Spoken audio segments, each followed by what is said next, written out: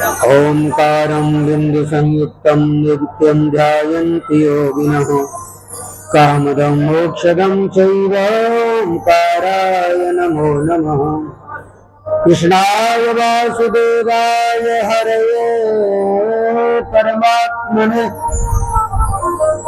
यतः क्लेशनाशाय गोविन्दाय नमो नमः। वंशीविभूषितकरान्नवनीहृदाभा पीताम्बराधरविन्दफलाधरोष्ठात् पूर्णेन्दुसुन्दरमुखादरविन्दनेत्रात् कृष्णात् परं किमपि तत्त्वमहं न जाने। जय जय श्री राधारमण और जय जय नवल किशोर, जय गोपी चुत चोर प्रभु, जय जय माखन चोर।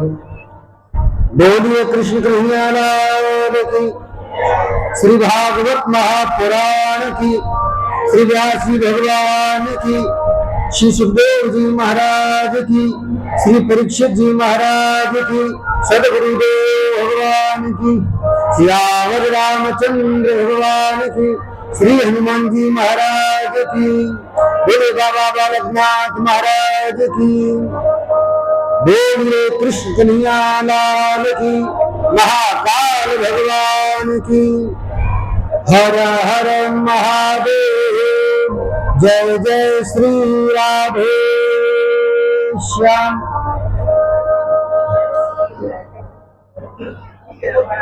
पहले भजन गाएं, उसके बाद कथा प्रारंभ करते हैं।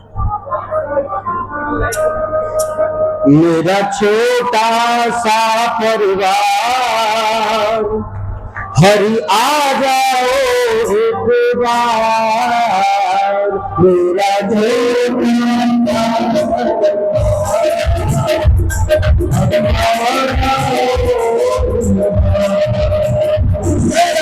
छोटा सा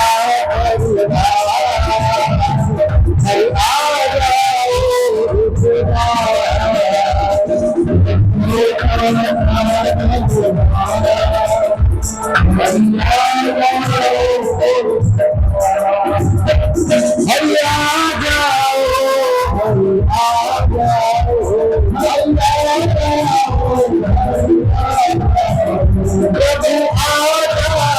एक मेरी बीच भंवर नैया, मेरी बीच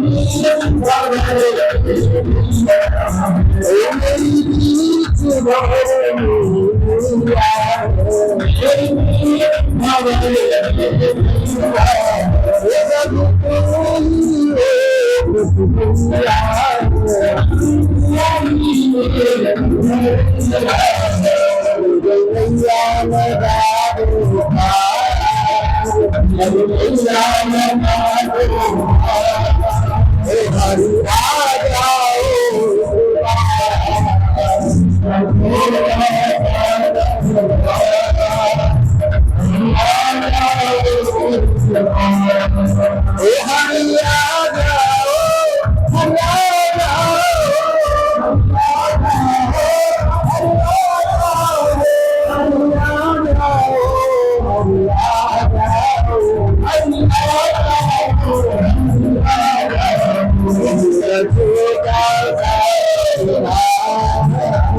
हरि आ जाओ खुदा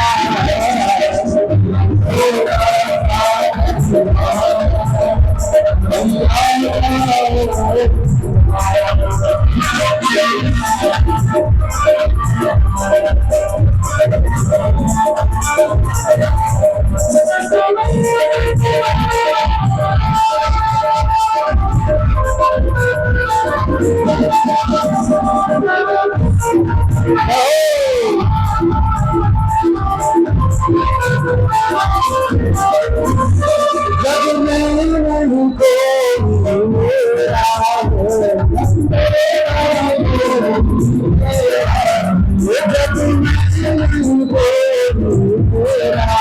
जग में नहीं कोई सहारा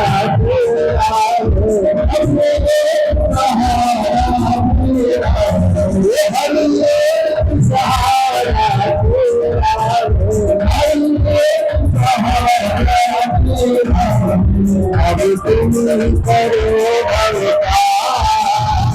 हरि आ जाओ खुदा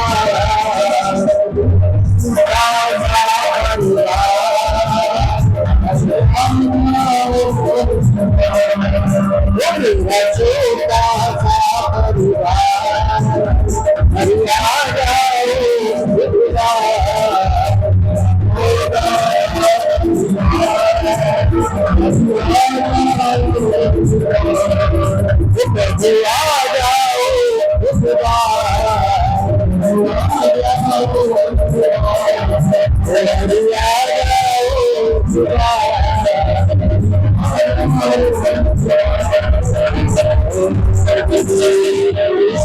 नारायण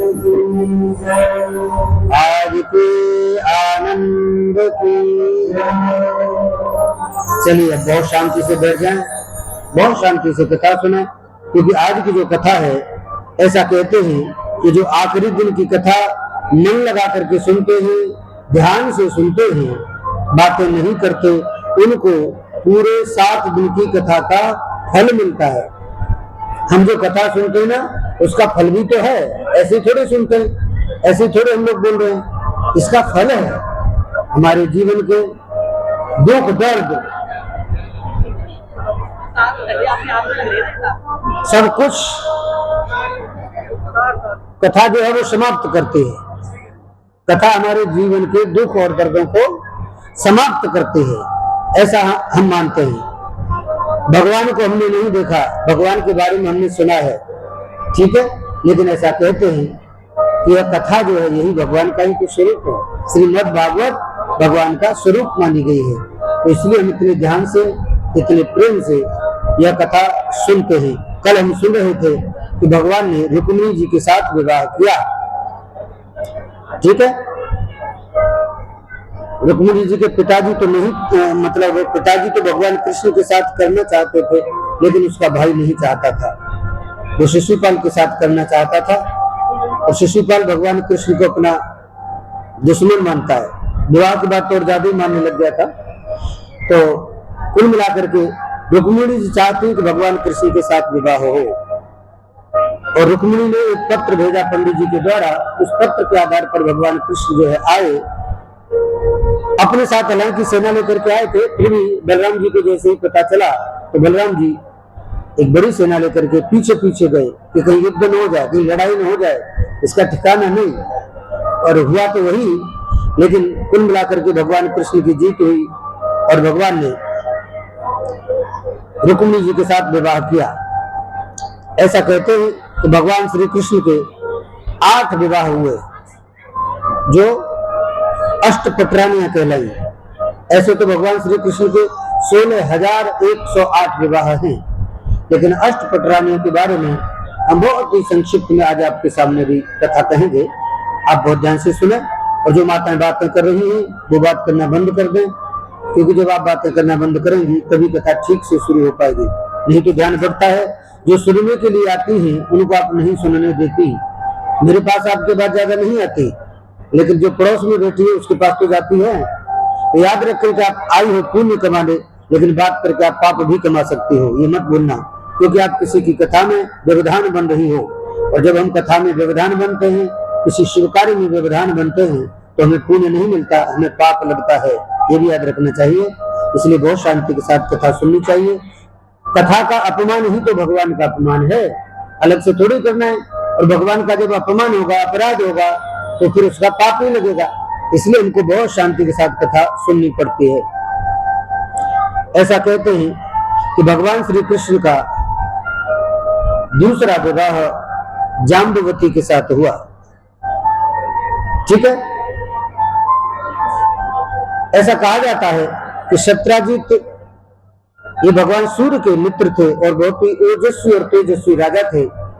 इनके पास भगवान सूर्य की साधना करते थे एक मणि थी, और वह जो मणि थी वो बहुत ही मूल्यवान थी। एक बार राजा प्रसेन, इनके छोटे भाई, उस मणि को लेकर के चले गए थे, और रास्ते में शेर ने उनकी हत्या कर दी, और ये मणि जो है भगवान कृष्ण को मिल गई। ये मानिए भगवान कृष्ण ने ले जाकर के वह अपनी पुत्री जाम्बवती को खेलने के लिए दे दी, और राजा सत्राजित ने सोचा कि शायद मेरी जो मणि थी उसको भगवान कृष्ण ने चुरा लिया, क्योंकि एक बार भगवान कृष्ण ने मांगी थी वह, तो उनको शंका हो गई कि मणि को भगवान कृष्ण ने चुरा लिया और मेरे भाई का वध कर दिया, मार दिया।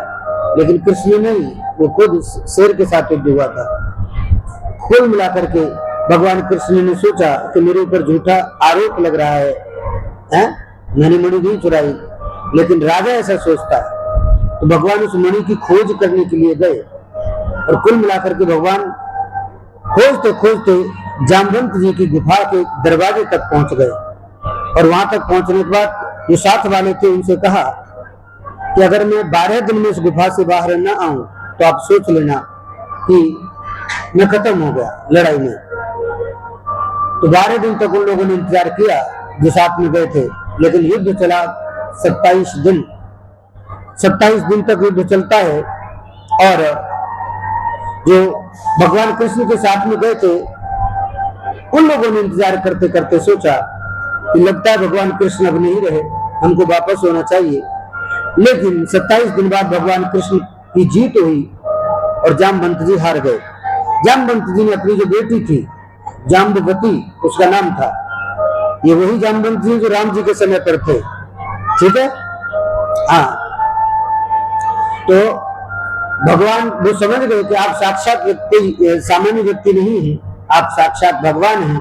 इसलिए उन्होंने कहा, भगवान कृष्ण ने कहा कि रामावतार में आपने मुझसे युद्ध करने की इच्छा व्यक्त की थी, इसलिए इस अवतार में मैंने आपके साथ युद्ध किया है। तो जाम्बवंत जी से बहुत प्रसन्न हुए। उन्होंने मणि को तो वापस किया ही, लेकिन उन्होंने कहा कि एक मणि और है मेरे पास, और वो है मेरी पुत्री, मैं इसका विवाह भी आपके साथ करता हूँ, इसको भी मैं आपको उपहार के स्वरूप में देता हूँ प्रभु, आप उसको भी स्वीकार करें। ऐसे करके जाम्बवती के साथ भगवान श्री कृष्ण का दूसरा विवाह हो गया। बोलिए कृष्ण कन्हैया लाल की। ऐसा कहते हैं कि सत्यभामा के साथ भगवान कृष्ण का तीसरा विवाह होता है। ये सत्राजित की पुत्री। सत्राजित को जब ये पता चला कि मैंने भगवान कृष्ण पर झूठा आरोप लगाया था, और मणि भगवान कृष्ण ने नहीं चुराई थी, तो फिर खुश होकर के सत्राजित ने अपनी पुत्री को भगवान कृष्ण को फिर प्रार्थना की कि मेरी पुत्री को आप स्वीकार करो। और भगवान का यह तीसरा विवाह सत्राजित की पुत्री सत्राजिती इसके साथ हो जाता है। बोले कृष्ण कन्हैया लाल की। यमुना जी भगवान सूर्य की उपासना कर रही थी। भगवान सूर्य देव की कृपा से यमुना जी को एक मकान, एक महल मिला था जो यमुना के अंदर था, उसमें साधना करती थी। एक बार भगवान कृष्ण अर्जुन के साथ जंगल में घूमते घूमते आए, तो अर्जुन को यमुना जी मिली। अर्जुन ने भगवान कृष्ण से परिचय कराया। यमुना जी ने कहा मैं इन्हीं की साधना कर रही हूँ, मैं इनके साथ विवाह करना चाहती हूँ। तो भगवान कृष्ण ने चौथा विवाह कालिंदी के साथ किया, यानी यमुना जी के साथ किया, यमुना पटरानी। भगवान कृष्ण की पटरानी बनी यमुना जी, और यम की बहन है, ठीक है, सूर्य की पुत्री है और भगवान कृष्ण की पत्नी है। तो चौथा विवाह यमुना जी के साथ भगवान श्री कृष्ण का होता है। बोलिए कृष्ण कन्हैया लाल की। ऐसा कहते हैं कि उज्जैन के राजा थे विंद और अनविंद, इनकी एक बहन थी और इनका नाम था मित्रविंदा। जब आप उज्जैन आएंगे तो वहां मित्रविंदा धाम आपको आज भी मिलेगा। तो मित्रविंदा के साथ भगवान श्री कृष्ण का 5वां विवाह होता है। भगवान कृष्ण ने मित्रविंदा को युद्ध में जीता है, लेकिन फिर कुल मिलाकर के भगवान का विवाह मित्रविंदा के साथ हुआ। तो उज्जैन में भगवान कृष्ण पढ़ने भी आए थे, उनकी शिक्षा स्थली भी है और उज्जैन भगवान कृष्ण की ससुराल भी है। उज्जैन से 2 संबंध भगवान के हो गए। तो भगवान कृष्ण का जो 5वां विवाह है ये मित्रविंदा के साथ है। बोले कृष्ण कन्हैया लाल की। भगवान का जो 6वां विवाह है वह सत्राजित, वो नागनिजिति के साथ होता है। इनका एक नाम सत्या देवी भी है। अयोध्या के एक राजा है नागनिजित, इन्होंने एक प्रण लिया था, संकल्प किया था कि मेरे पास ऐसे 7 बैल हैं जो किसी को अपने पीठ पर हाथ नहीं रखने देते, लेकिन इनको एक साथ जो नाथ देगा, इनके नाथ डाल देगा। नाथ शायद आप समझते हो, बैलों को नाथ देते थे पहले जिससे वो कंट्रोल किए जा सके। तो राजा का संकल्प था कि जो इन बैलों को एक साथ नाथ देगा उसके साथ मैं अपनी बेटी का विवाह करूंगा। तो भगवान कृष्ण ने उन 7 बैलों को एक साथ नाथा और नागनिजित ने अपनी पुत्री नागनिजिति का विवाह भगवान कृष्ण के साथ कर दिया। इस प्रकार भगवान कृष्ण का 6वां विवाह नागनिजिति के साथ संपन्न होता है। बोलिए कृष्ण कन्हैया लाल की। भगवान श्री कृष्ण की बुआ की जो बुआ थी श्रुतकीर्ति, श्रुतकीर्ति जी की कन्या है, इनका नाम है भद्रा। ऐसा कहते हैं कि भाइयों द्वारा खुशी से भगवान कृष्ण के साथ भद्रा का विवाह किया गया। तो भगवान श्री कृष्ण का 7वां विवाह भद्रा के साथ होता है। बोले कृष्ण कन्हैया लाल की। और मध्य प्रदेश के राजा की कन्या है स्वयंवर में। ऐसा कहते हैं कि भगवान श्री कृष्ण के सामने ये राजा ने एक शर्त रखी कि चक्र में घूमती हुई मछली की आंख में जो तीर मार देगा उसके साथ मैं अपनी बेटी का विवाह करूंगा। अब आप ये मत समझना, भगवान कृष्ण ने जितने भी विवाह किए ना सब में परीक्षा दी है, युद्ध किया है, लड़े हैं, जीते हैं, तब सामने वाले ने उनको सौंपा। ऐसे नहीं कुछ चुरा बुरा के किसी को नहीं लाया, याद रखना, अपहरण किसी का नहीं किया। हाँ, कोई सोच ले तो ऐसे ही भगा ले, नहीं, भगवान है। तो कुल मिलाकर के भगवान ने मछली की जो आंख थी उसको बेधा, उसमें तीर मारा, तब कहीं जाकर के लक्ष्मणा का 8वां विवाह भगवान श्री कृष्ण के साथ होता है। बोलिए कृष्ण कन्हैया लाल की। भूमि का पुत्र है भौमासुर, और ये जो भौमासुर है ये बहुत ही खतरनाक है। इसकी राजधानी है प्राग ज्योतिषपुरम। ऐसा कहते हैं कि भगवान श्री कृष्ण इसके अत्याचारों के बारे में जानते थे, इसे लड़ने के लिए जाते हैं। इसके सामने इसने अपने महल के सामने एक राक्षस को बिठा रखा था, उसके 5 मुंह थे। कितने मुंह थे? 5 मुख वाला एक राक्षस दरवाजे पर बैठा रहता था।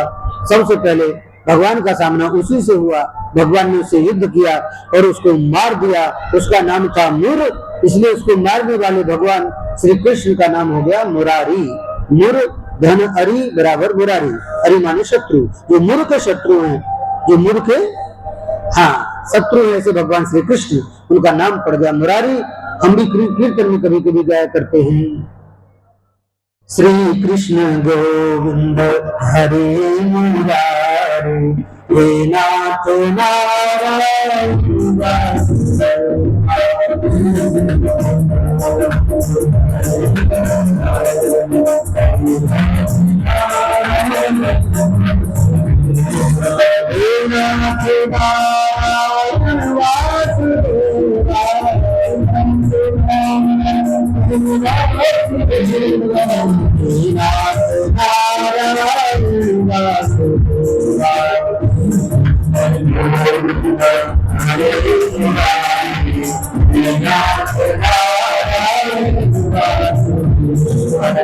बोलिए कृष्ण कन्हैया लाल की।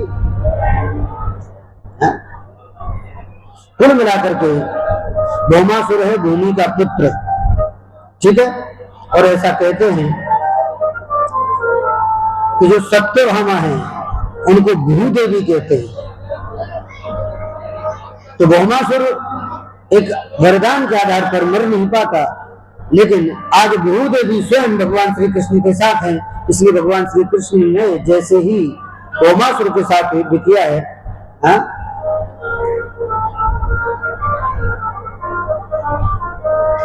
भूदेवी यानी भूमि ने, ऐसा कहते हैं भूमि पुत्र है इसलिए भूदेवी ने इसे ऐसा वरदान दे रखा था कि इसे कोई मार नहीं सके। लेकिन आप तो साथ में भूदेवी भगवान कृष्ण के साथ में है, इसलिए आज वो कुछ कर नहीं पाई और भगवान श्री कृष्ण ने इस भौमासुर का उद्धार किया। बोलिए कृष्ण कन्हैया लाल की। और ऐसा कहते हैं कि इस भौमासुर ने 16,000 दासियों को अपनी कैद में बंदी बना रखा था, जेल में कैद कर रखा था, ठीक है। 16,000।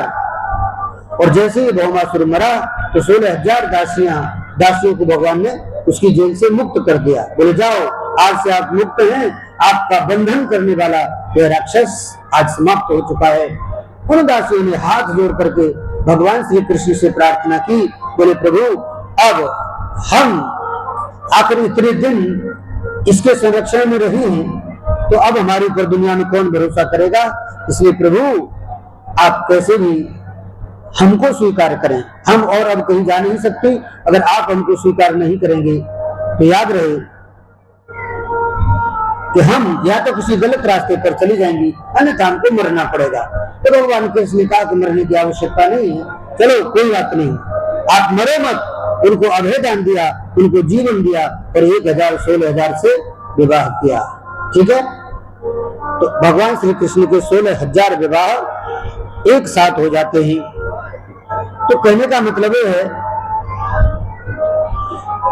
भगवान श्री कृष्ण ने कुल मिलाकर के 16,108 विवाह किए, लेकिन सारे विवाह जो है वह युद्ध लड़कर के किए हैं।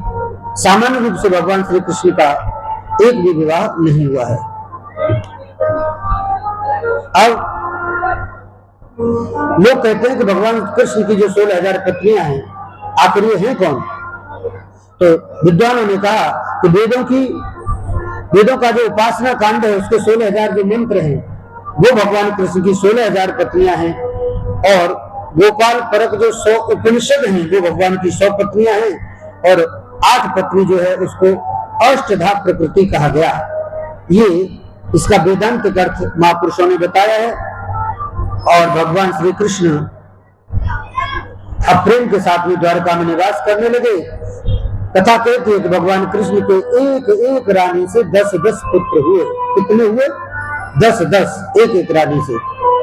एक सस्ता कृष्णस्य पुत्रान 10 दशावलान, एक एक रानी से 10-10 बेटे हुए हैं। तो भगवान श्री कृष्ण के बेटे हुए 1,61,080, ठीक है। और एक एक बेटी भी हुई थी सभी रानियों से, तो बताते हैं 16,108 बेटियां भी भगवान कृष्ण के हो गई। तो भगवान कृष्ण की टोटल जो संतानें हैं उनकी भी आप संख्या सुन लीजिए। भगवान कृष्ण की कुल संतानें हैं 1,77,188। आप आश्चर्य पड़ जाएंगे, 1,77,188 ये भगवान कृष्ण की संतानें हैं। इतने तो भगवान कृष्ण की संतानें थी, ठीक है कि नहीं भाई? 56 करोड़ यदुवंशी कहलाए, तो 56 करोड़ ऐसे तो हो नहीं जाएंगे। ये तो भगवान कृष्ण के बारे में प्रामाणिक बात है। इतनी संतानें भगवान कृष्ण की थी।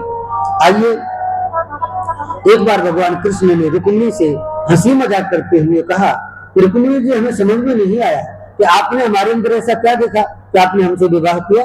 इस धरती पर एक से एक राजा थे, बड़े तेजस्वी राजा हैं, बड़े वीर हैं, बलवान हैं, ऐश्वर्य संपन्न राजा हैं, लेकिन आपने सबको छोड़ करके मेरे ही साथ विवाह क्यों किया?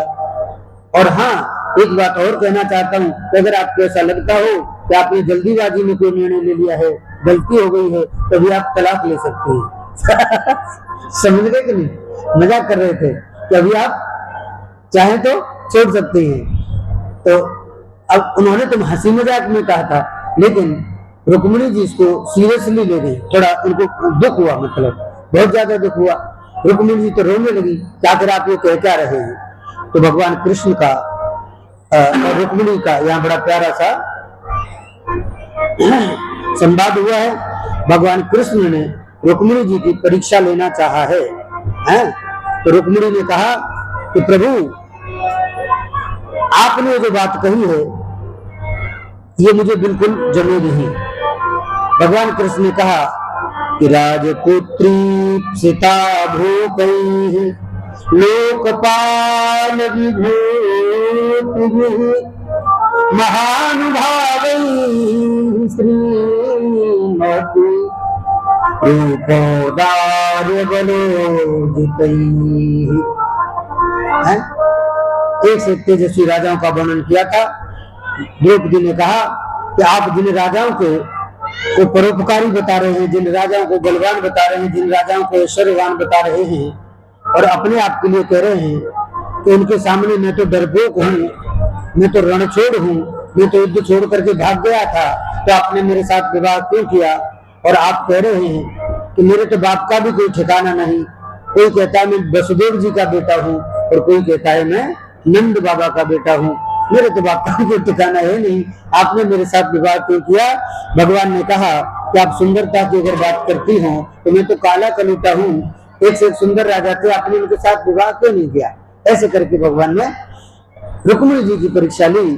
तो रुक्मिणी जी ने इसका उत्तर दिया कि प्रभु, हकीकत ये है, वास्तविकता ये है, पहले तो रुक्मिणी जी मूर्छित हो जाती है, बहुत मुश्किल के साथ रुक्मिणी जी को जब होश आता है तो फिर रुक्मिणी जी भगवान कृष्ण से कहती हैं, बोले प्रभु, आपने ठीक ही तो कहा है, आप गलत थोड़ी कह रहे हैं। कहा त्रिदेवों से सेवित आप, त्रिगुण रहित आप, और कहा त्रिगुणों यानी 3 गुणों के बंधन में बंधे हुए राजा जिनके आप नाम ले रहे हैं, ये अपनी समानता कैसे कर सकते हैं?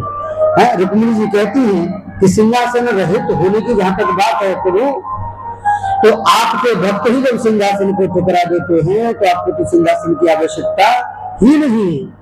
भगवान ने जो जो कहा है, आपने कहा कि मेरे माता पिता नहीं है, तो ठीक ही तो कहा, आप कहाँ गलत कह रहे हैं?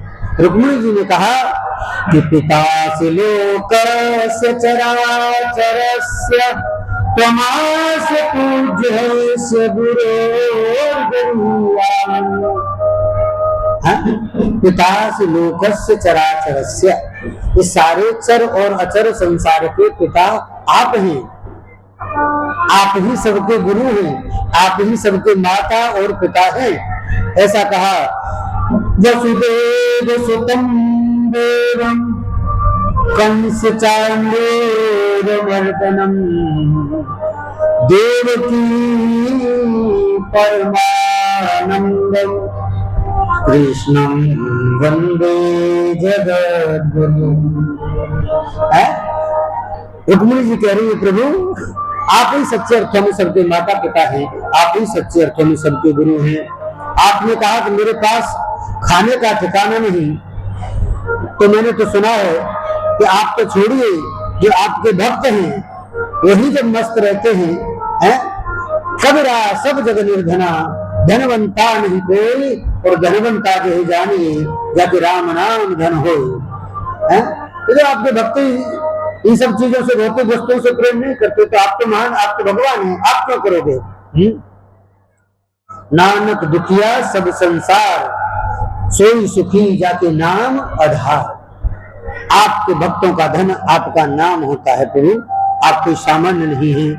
तो कुल मिलाकर के रुक्मिणी जी कह रही हैं कि भगवान आपने जो जो कहा वो सब सत्य है। भगवान मान गए कि रुक्मिणी जी सच्चे अर्थों में मुझसे प्रेम करती। भगवान ने बाद में क्षमा मांगी, बोले आप क्षमा करना, मैं तो ऐसे ही थोड़ा हंसी मजाक में सब कह रहा था। कुल मिलाकर के सब ठीक हो गया। अब देखिए, भगवान कृष्ण के बड़े पुत्र हैं, उनका नाम है प्रद्युम्न, और जो प्रद्युम्न है, प्रद्युम्न जब बड़े हो गए तो जो रुक्मी भगवान कृष्ण के साथ विवाह नहीं करना चाहता था अपनी बहन का, भगवान कृष्ण का साला, उसी ने फिर अपनी बेटी का विवाह, रुक्मवती का विवाह भगवान कृष्ण के बड़े पुत्र प्रद्युम्न के साथ किया। क्यों? क्योंकि प्रद्युम्न बहुत सुंदर थे और कुल मिलाकर के इसकी इच्छा हुई कि मुझे मेरी बेटी का विवाह प्रद्युम्न के साथ करना चाहिए। और इतना ही नहीं, इसकी जो पौत्री थी, बेटे की बेटी, उसका रोचना का विवाह भी भगवान श्री कृष्ण के पौत्र अनिरुद्ध के साथ किया। अब आप बताइए, कहां तो भगवान के विवाह का विरोध कर रहा था, कहां अपनी बेटी का और अपनी पोती का विवाह भी भगवान के ही पुत्र और पौत्र के साथ कर दिया। तो ये भगवान श्री कृष्ण का चमत्कार है। कुल मिलाकर के मैं आपसे कहना चाहूंगा, इस प्रकार भगवान कृष्ण के सारे विवाह हुए हैं। बड़ी प्यारी सी कथा है। एक बार ऐसा कहते हैं कि भगवान कृष्ण के जो वंशज थे, इनकी जो संतानें थी, इनके नाती पोते, ये जंगल में ऐसे भ्रमण करने के गए थे। भ्रमण करने के लिए, घूमने के लिए जाते हैं और वहां एक उनको गिरगिट मिलता है। और वो गिरगिट जो था वो कौन था? वो राजा नृग था पूर्व जन्म का, वो गिरगिट बन गया था। और इन पुत्रों ने उसको कुएं में पड़ा हुआ देखा, इनको बड़ी दया आई, बाहर निकाला, पूछा तो गिरगिट बोलने लगा। गिरगिट आप जानते हैं क्या? कितने लोग जानते हैं? चलो जानते हैं, हाँ ठीक है ठीक है, चलेगा। तो उसने कहा कि लगो नाम नरेन्द्रोहम इच्छा को तनय प्रभो। ये सामान्य नहीं हूं, इच्छा को इसका राजा हूं मैं, और मेरा नाम है? राजा अपने को कहा, राजा नृग बताया, मैं राजा हूं और मेरा नाम है नृग, लेकिन मैं किसी शाप के कारण इस दशा में आ गया हूं। बोले आपने ऐसा क्या कर दिया था?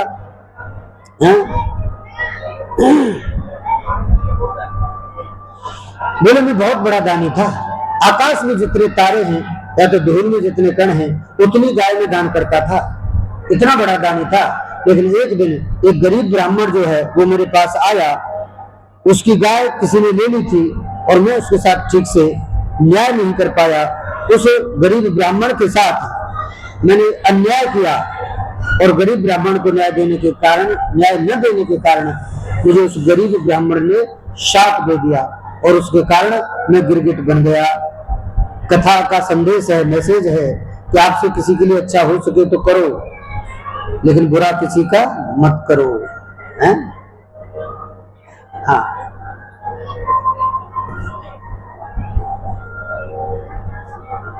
राजा लाखों करोड़ों गाय दान करता है, लेकिन एक ब्राह्मण के साथ अन्याय करने के कारण उसे गिरगिट बनना पड़ गया है। ठीक है, तो पुण्य तो आपका पुण्य की जगह रह जाता है, लेकिन जब आप किसी की बद्दुआ लेते हैं ना, हाँ, तो उसके कारण आपको सीधे नीचे जाना पड़ता है। तो किसी की बद्दुआ न लें, प्रयास ये करें कि हमसे किसी के साथ कुछ अच्छा हो जाए तो हमको करना चाहिए। इसके बाद में पांडवों का राजसूय यज्ञ हुआ है और मगध सम्राट जरासंध का जो अन्याय था उसके खिलाफ भगवान ने अभियान छेड़ा है, भगवान ने लड़ाई लड़ी है। ऐसा कहते हैं कि भगवान श्री कृष्ण को निमंत्रण देने के लिए दूत आए और उन्होंने बताया कि जरासंध ने करीब 20,000 राजाओं को नरबली के लिए बंदी बना रखा है। नरबली कहते हैं कि उनको उनकी ही आहुति दे दी जाएगी, राजाओं की मार दिया जाएगा, हत्या कर दी जाएगी। भगवान कृष्ण से सहन नहीं हुआ और भगवान श्री कृष्ण जरासंध से युद्ध लड़ने के लिए आगे बढ़ते हैं। ऐसा कहते हैं ये तीनों ब्राह्मण के वेश में जाते हैं। भगवान ऐसा कहते हैं कि अर्जुन, भीम और भगवान श्री कृष्ण तीनों ने अपना जो वास्तविक स्वरूप था उससे हट करके ब्राह्मणों का वेश बना लिया। ठीक है, और ब्राह्मणों का वेश बना करके जरासंध के पास पहुंचे भिक्षा मांगने के लिए। जरासंध ने कहा कि आप हो कौन? आपके जो उठने बैठने का तरीका है, चलने का तरीका है, बात करने का तरीका है, इससे नहीं लगता कि आप ब्राह्मण हैं।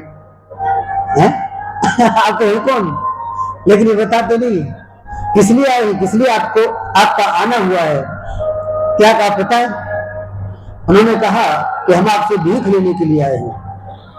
बोले भीख में आपको क्या चाहिए, बताइए, मैं देने के लिए तैयार हूं।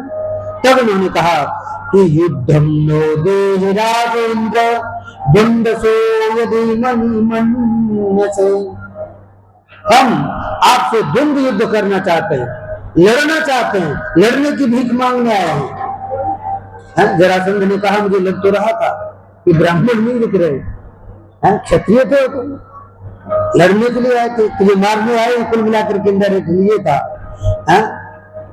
और जरासंध ने फिर भगवान कृष्ण की ओर देखते हुए कहा कि मैंने सुना है कि मथुरा स्वपुरीं त्यक्त्वा समुद्रं शरणं गतः, आप मथुरापुरी को छोड़ करके जरासंध के डर से भाग करके, डरपोक बन करके, रणछोड़ बन करके समुद्र में जाकर के शरण लिए, पानी में छिप करके रहते हो, मैंने ऐसा सुना है। भगवान कृष्ण ने कहा ठीक है, सुनाया आपने, हम तो डरपोक नहीं है, लेकिन आपसे लड़ना चाहते हैं। तो पता जरासंध ने क्या कहा? जरासंध ने कहा कि ना, आपसे लड़ करके मैं अपनी तौहीन नहीं कराना चाहता। और आगे कहता कि अर्जुन, बोले अर्जुन भले गांडीवधारी होगा, लेकिन ये मेरे समान योद्धा नहीं है, इसलिए अर्जुन से लड़ करके भी मैं अपना अपमान कराना नहीं चाहता। उसने कहा अर्जुनों भवेत् योद्धा, लेकिन भीमस्तुल्य भवे नमः। उसने कहा कि अर्जुन तो मेरे समान योद्धा नहीं है, लेकिन हाँ, भीम से दो हाथ में जरूर कर सकता हूँ, भीम में मेरे समान बल है। तो जरासंध किससे लड़ने के तैयार हुआ? भीम से लड़ने के लिए तैयार हुआ। ऐसा कहते हैं कि जरासंध और भीम का युद्ध चल रहा था, बड़ा लंबा युद्ध चला, लेकिन वो जल्दी मर नहीं पा रहा है। भगवान कृष्ण ने एक तिनके का सहारा लेकर के तिनके को बीच में से फाड़ा, इशारा करते हुए कहा कि ऐसे नहीं मरेगा, इसको ऐसे मारो। भीम ने भगवान कृष्ण की बात को स्वीकार किया और जरासंध को बीच में से फाड़ दिया। दोनों टुकड़े इधर उधर डाल दो, ये तो जुड़ जाता है दोबारा। कुल मिलाकर के भीम ने जरासंध का उद्धार किया। बोलो कृष्ण कन्हैया लाल की। शक्रदेव प्रपन्नाय तवास्मीति याचत अभयं सर्वभूतेभ्यो ददाम्येत व्रतम्। जब हम अपना सब कुछ भगवान को समर्पित करके भगवान के ऊपर विश्वास कर लेते हैं, तो हमारे हर संकल्प की पूर्ति भगवान स्वयं करते हैं।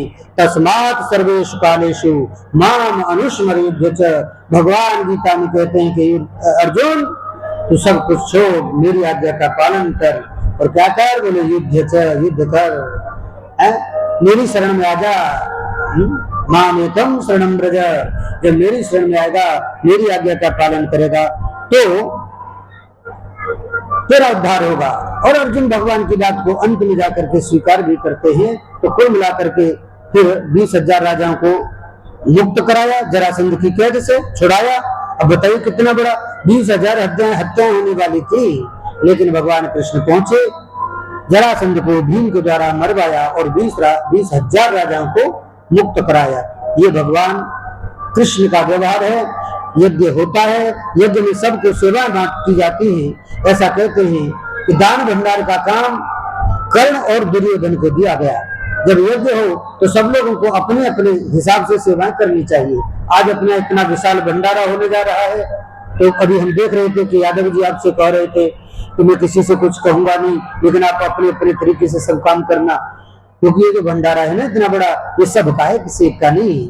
आप विचार करेंगे, आप सबके सहयोग से इतना सुंदर कार्यक्रम हुआ, इतना सुंदर भंडारा हो रहा है, तो आप सब अपने अपने ढंग से सेवाएं इसमें देना और ये सफल हो, इस प्रकार का आप प्रयास करना। भोजनालय की सेवा बताते हैं कि भीम को दी गई थी और भोजन परोसने की सेवा स्वयं द्रौपदी जी करती ही, और इसके बाद में आगंतुकों के चरण धोने की सेवा भगवान कृष्ण स्वयं लेते हैं। बहुत ध्यान से सुनिएगा, जो मेहमान आ रहे थे, ठीक है कि नहीं, बोले उनका सत्कार कौन करेगा? भगवान ने कहा मैं करूंगा, उनके चरण धोकर के मैं सत्कार करूंगा। कितनी प्यारी सी बात है। कुल मिलाकर के युद्ध होता है, और सॉरी युद्ध के बाद यज्ञ होती है और यज्ञ सफल होती है। अब उसके बाद आता है बहुत प्यारा सा प्रसंग जिसका आपको इंतजार होगा, और वह प्रसंग है आज का महत्वपूर्ण प्रसंग। अगर ये प्रसंग कथा में न किया जाए तो कथा बिल्कुल अधूरी, और वो प्रसंग है सुदामा प्रसंग, सुदामा चरित्र। ठीक है, सुदामा जी की कथा है। करूंगा तो संक्षिप्त में, जैसे आज जिस स्पीड से चल रहा हूँ, आज की जो स्पीड है वो शताब्दी एक्सप्रेस की स्पीड है, इसलिए संभल के सुनिएगा, पीछे रह गए तो समझ में नहीं आएगा महाराज जी ने क्या कहा था। और ये मैं सिर्फ इसलिए कर रहा हूँ कि थोड़ा कम समय में पूरी कथा कह दूं, ठीक है कि नहीं। थोड़ा सा आपने एडजस्ट किया कि रोजाना 4 बजे आते थे, आज आप 10 बजे से बैठे होंगे, 9 बजे से बैठे होंगे, आपने भी एडजस्ट किया है। थोड़ा भूख को भी एडजस्ट कर लीजिएगा, क्योंकि रोटी तो रोज खाते हैं, कथा रोज नहीं मिलेगी, ठीक है कि नहीं। और फिर देखिए क्या आनंद आता है। भगवान कृष्ण बाल्यावस्था में सुदामा जी के साथ उज्जैन में पड़े हैं। इसके बाद सुदामा जी एक सामान्य गरीब ब्राह्मण रह गए, लेकिन भगवान कृष्ण तो चक्रवर्ती सम्राट बन गए, वहां के राजा बनते हैं द्वारका के। एक दिन पता चला सुदामा जी की धर्म पत्नी जी को, उन्होंने कहा मैंने सुना है। बोले क्या सुना है? उन्होंने कहा कि कृष्ण स्यासी सखा कश्चित् ब्राह्मणो ब्रह्मवित्तमः विरक्त इंद्रियार्थेषु प्रशांतात्मा जितेन्द्रियः। सुखदेव जी यहाँ सुदामा जी की विशेषता बता रहे हैं, सुदामा जी की प्रशंसा कर रहे हैं। सुखदेव जी ने कहा कि सुदामा जी जो है वह भगवान श्री कृष्ण के मित्र हैं, लेकिन कैसे हैं? बोले ब्राह्मणो ब्रह्मवित्तमः, ब्राह्मण हैं लेकिन सामान्य ब्राह्मण नहीं है, ब्रह्मवेत्ता ब्राह्मण है। ब्रह्मवेत्ता का अर्थ होता है कि ब्रह्म का साक्षात्कार करने वाला, ब्रह्म को जानने वाला है। हाँ, और बोले विरक्त हैं, उनको किसी प्रकार का किसी से मोह नहीं है, ठीक है कि नहीं। जो मिल जाए उसमें संतोष कर लेते हैं, और जितेंद्रिय हैं, प्रशांत आत्मा है, उनका मन बहुत बड़ा है और बड़े शांति के साथ, गंभीरता के साथ अपने जीवन में सुदामा जी त्याग के साथ जी रहे हैं। गरीबी है। अब सुदामा जी की जो पत्नी है वो तो बहुत कई बार घबरा जाती है बच्चों को भूखा देख करके, लेकिन सुदामा जी अपने सिद्धांतों से नहीं गिरते। तो कुल मिलाकर के अब सुदामा जी की जो धर्म पत्नी है, उन्होंने कहा कि आप के मित्र अगर इतने बड़े राजा हैं तो आप क्यों नहीं एक बार उनके पास चले जाते हो? एक बार जाइए, वो हमारी सारी गरीबी दूर कर देंगे, हमारी सारी दरिद्रता को दूर कर देंगे। तो सुदामा जी नहीं जाना चाहते, लेकिन फिर भी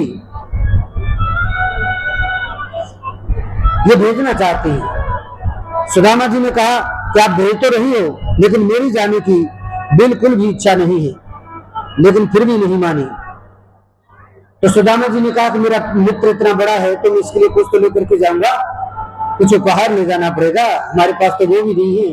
तो बताते जो 5 घरों से गई और अलग अलग तरह के चावल मांग करके ले आई, और उन चावलों को एक फटे हुए कपड़े में बांध करके सुदामा जी को दिया। बोले आप उनको दे दीजिएगा अपने मित्र को। और इसमें थोड़ा सा ऐसा भी लगता है कि ये जो काम किया है ये उन्होंने जानबूझ करके किया है। हाँ? सुदामा जी कुछ नहीं चाहते, लेकिन ये सब कुछ चाहती है ऐसा लग रहा है। तो उनके बारे में कहा कि सुदामा जी जितने संतुष्ट है उतनी ही सुदामा जी की जो पत्नी वो असंतुष्ट नजर आती है। पतिव्रता पतिं प्राह म्लायता वदनेन सह दरिद्रता सीदमाना स वेपमान विगम्य च। उनको वेदव्यासी कह रहे हैं दरिद्रा का अर्थ है कि जिसके पास कुछ न हो। अब देखो स्थिति तो दोनों की समान है, दोनों मिलकर के एक ही सरकार है, लेकिन सुदामा जी अपने आप को गरीब नहीं मानते, लेकिन ये मानती हैं। तो उन्होंने घर घर के चावल वो भी फटे कपड़े में बांध करके, माना कि उनके पास था भी नहीं, लेकिन इसमें एक संकेत ये है कि भगवान कृष्ण को बताना चाहते हैं कि आपका जो भाई है, ये मित्र है, ये इतना गरीब है, इसके पास खाने के लिए चावल भी नहीं है, इसके पास एक रुमाल भी नहीं जिसमें पोटली बना करके आपके लिए चावल ला सके। ऐसा एक मैसेज देना चाहती हैं। और सुदामा जी से जाते जाते कहा कि आप अपने मित्र से मेरी तरफ से एक प्रार्थना कर देना, मेरा एक संदेश दे देना। सुदामा जी ने कहा क्या संदेश है? हाँ? तो सुदामा जी की पत्नी बोलती है कि एक मास दो पाख में दो एकादश हो, सो प्रभु दीन दयाल रे नित प्रतिदिनी मोह। ऐसे तो एक महीने में 2 एकादशी होती है, क्योंकि 15 दिन में एक एकादशी आती है प्रत्येक पक्ष में। लेकिन मुझे तो उस विधाता ने, मुझे तो परमात्मा ने रोज एकादशी का व्रत रखने का अवसर दिया है। मेरे यहाँ तो रोज एकादशी होती है। और इसका क्या अर्थ था? मैंने आपकी भाषा में समझाया। सुदामा जी की पत्नी कहना चाहती है भगवान कृष्ण को, क्योंकि जा तो रही नहीं है, लेकिन संदेश देना चाहती है, उनके सामने ये मैसेज छोड़ना चाहती है कि आपका जो मित्र आया है ना, ये बहुत गरीब है। रोज एकादशी होती है, मतलब बच्चों को रोज व्रत रखना पड़ता है। बच्चों के लिए खाने के लिए रोटी नहीं है, बच्चों के लिए खाने के लिए रोटी नहीं, पहनने के लिए कपड़े नहीं है, इतनी गरीबी है। तो शायद आपके मित्र समझ जाएंगे और वह निश्चित रूप से आपकी कोई सहायता कर देंगे, ऐसा अपने मन में सोच रही थी। भगवान श्री कृष्ण को संदेश देना चाहती है। सुदामा जी पैदल पैदल भगवान कृष्ण के यहाँ जाते हैं। ठीक है, अब आप कभी द्वारका गए होंगे तो आपको भी स्टीमर में बैठना पड़ता है। अभी भी स्टीमर में बैठ के फिर हम द्वारका पहुंचते हैं। ठीक है, और पोरबंदर से काफी दूर है द्वारका। सुदामा जी पोरबंदर में थे, वहां से द्वारका जाते हैं पैदल पैदल। लेकिन जब नाव में बैठने की बारी आई, स्टीमर में बैठना पड़ा, तो उसके लिए किराया नहीं था, किराया तो था ही नहीं, तो भी बैठते हैं और उसको बोलते हैं कि मैं सुदामा का, भगवान कृष्ण का मित्र हूँ। आश्चर्य तो होता है, लेकिन फिर भी चलो पंडित जी हैं, गरीब हैं, कोई बात नहीं, छोड़ते हैं। नहीं लिया उसने किराया। बताते हैं बाहर निकल के एक वृक्ष के नीचे सुदामा जी बैठते हैं, थके हुए थे, नींद आ जाती है और आंखें खुलती हैं तो भगवान कृष्ण के दरबार में पहुंच जाते हैं। कृष्ण का नहीं की मतलब द्वारका में पहुंच जाते हैं। कथा तो बहुत बड़ी है, बड़े बड़े भाव हैं इसमें, बड़े बड़े भजन हैं। गाओगे क्या? कौन सा गाओगे? हाँ, इसी को गा लो क्योंकि आप सब जानते हैं इसको। गाओ। जय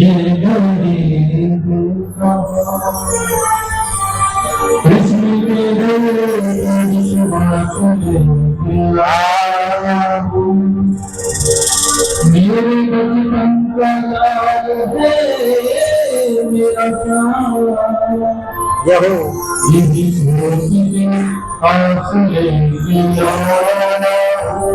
ये शब्द भगवान से सुदामा जी कह रहे हैं कि जाकर कह दो कृष्ण से अंदर जाके कि उसका पिछड़ा हुआ मित्र आया है मिले।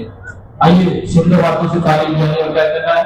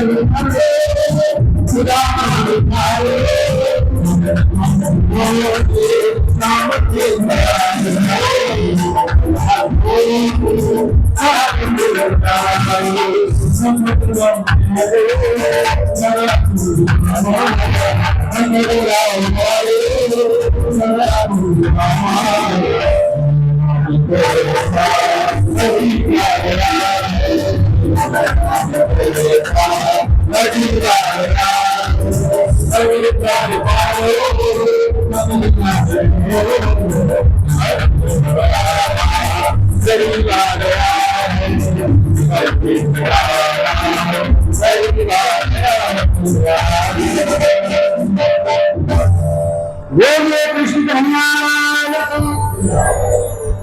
परम भक्त सुदामा जी महाराज के। सुदामा जी आते हैं, आपके मानिए कि जल्दी से ही भगवान कृष्ण को संदेश मिलता है। भगवान कृष्ण जैसे ही सुदामा का नाम सुनते हैं, आहा, तुरंत याद आ गई कि तो मेरे बचपन का मित्र था, वही सुदामा है क्या। बताते हैं भगवान कृष्ण जैसे थे वैसे ही भागे और भाग करके जहाँ सुदामा थे उस स्थान पर जाकर के सुदामा को गले से लगा लिया। आंखों में आंसू आ गए, बाप हो गए। अब उनको ये भी नहीं मालूम है कि मेरे वस्त्र कैसे है, मेरा पीताम्बर कहाँ है, मेरा मुकुट कैसे है। वो तो बस प्रेम में डूब गए, क्योंकि घनिष्ठ मित्र है। अपने महल में लाते हैं, सिंहासन पर बिठाते हैं, और सिंहासन पर बिठाल करके सुदामा जी जिस स्थिति में थे, भगवान कृष्ण को देख करके बहुत कष्ट होता है।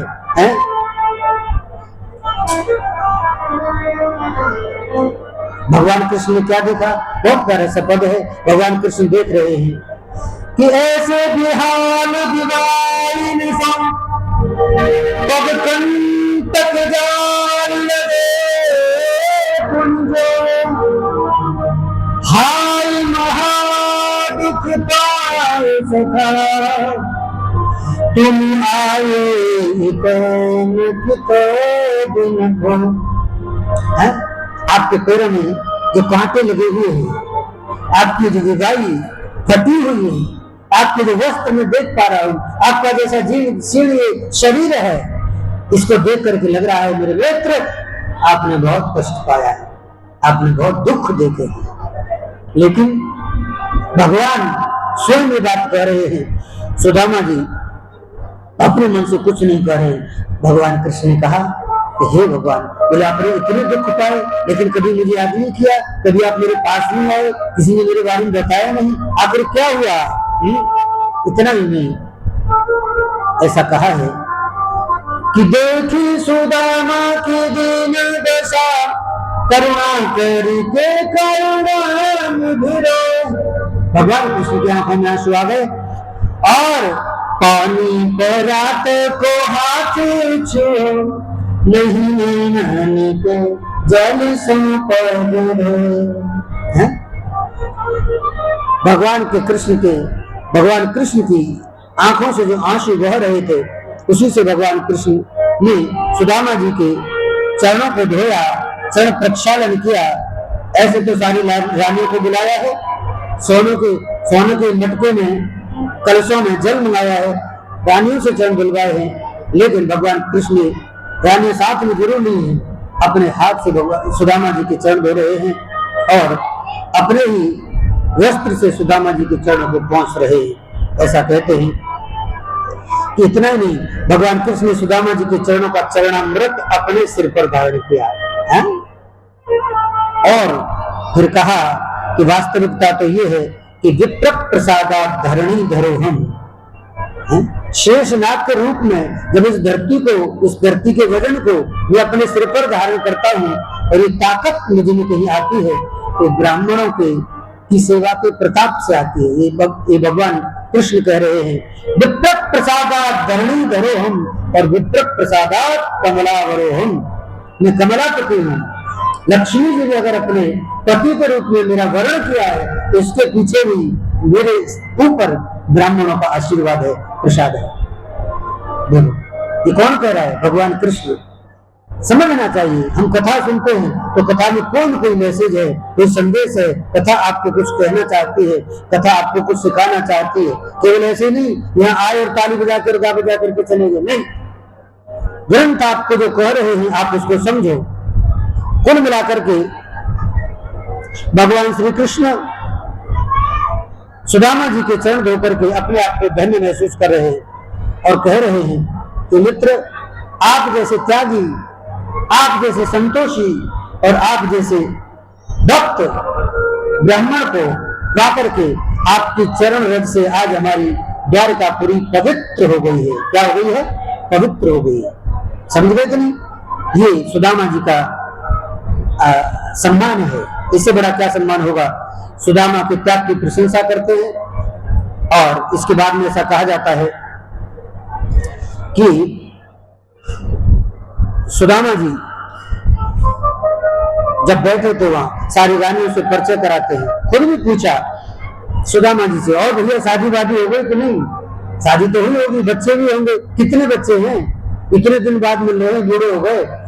कितने बच्चे हैं? कैसा चल रहा है? भाभी जी ने कुछ तो भेजा होगा मेरे लिए। सुदामा जी बता नहीं रहे, शर्म के मारे। एक पोटली में चावल है, वो भी 4 घर से मांगे हुए हैं, तरह तरह के हैं, कपड़ा भी फटा हुआ है। कैसे निकाले? राजा के सामने, भगवान कृष्ण के सामने बेइज्जती होगी। शर्म के मारे सिकुड़े जा रहे हैं और भगवान बातों पूछते जा रहे हैं कि कुछ तो भेजा होगा। कुल मिलाकर के संक्षिप्त में कहूं तो भगवान कृष्ण ने जो पोटली दबाए हुए थे अपने बगल में, उसको खींच लिया और देखा तो उसमें चावल थे और वो चावल भी अलग अलग घरों से लाए हुए देख करके भगवान कृष्ण तुरंत समझ गए। और पंडितानी जी ने जो रोज नित्य एकादशी हो वाला जो संदेश दिया था वो भी भगवान को पता चल गया था।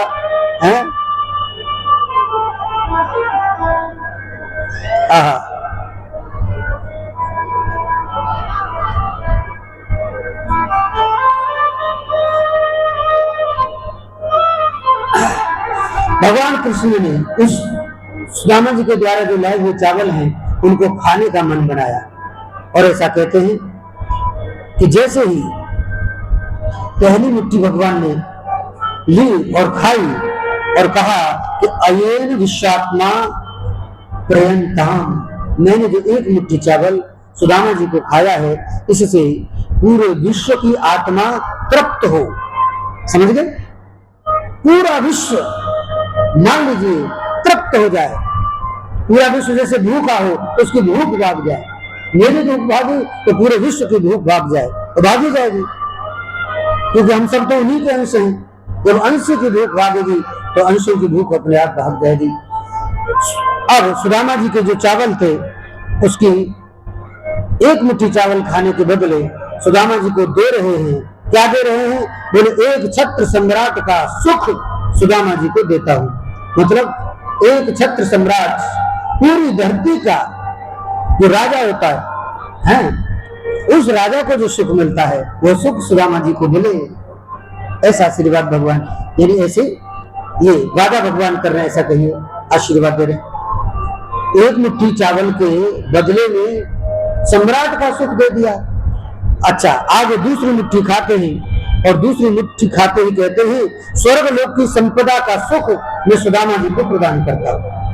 तो पहले तो पूरी धरती का सुख दिया, फिर पूरे स्वर्ग का सुख दिया, दो मुट्ठी में दोनों लोग का सुख दे दिया। और जैसे तीसरी मुट्ठी भगवान खाने के लिए चले, रुक्मिणी जी ने तुरंत हाथ पकड़ लिया कि सब दे दोगे, थोड़ा बहुत रखोगे भी, समझे कि नहीं?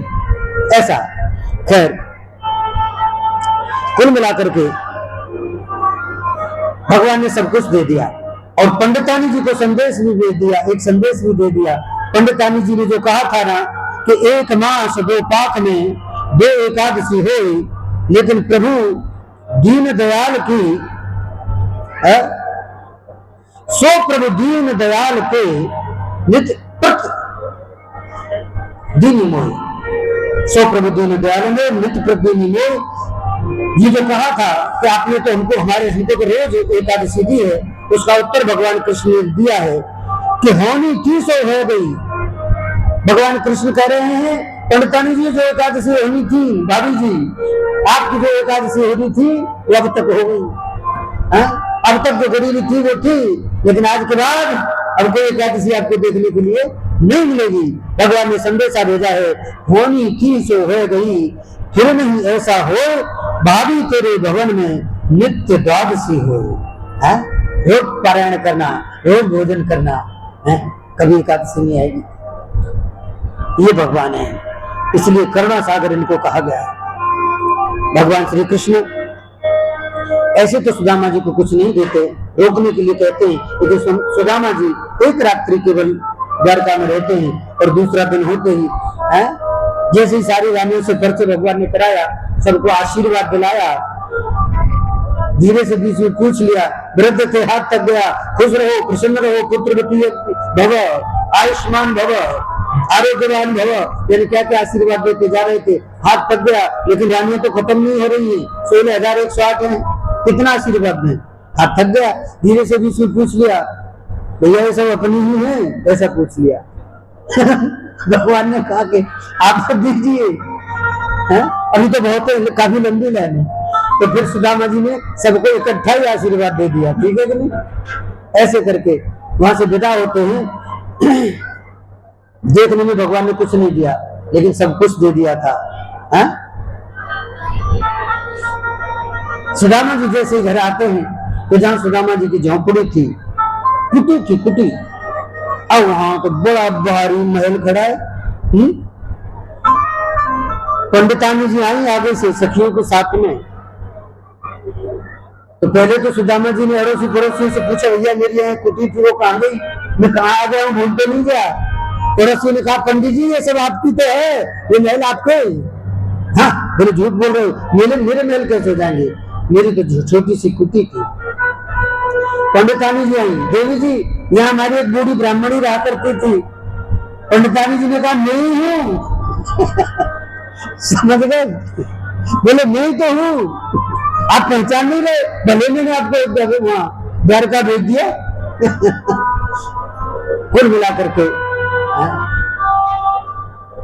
सुदामा जी को महल में देख डरे, कहाँ तो थी मेरी बूढ़ी सी दुकरिया और यहाँ तो कंचन महल खड़े। सुदामा जी महल में देख डरे। कुल मिलाकर के अन मांगे मोती मिले, मांगे मिलन भीख।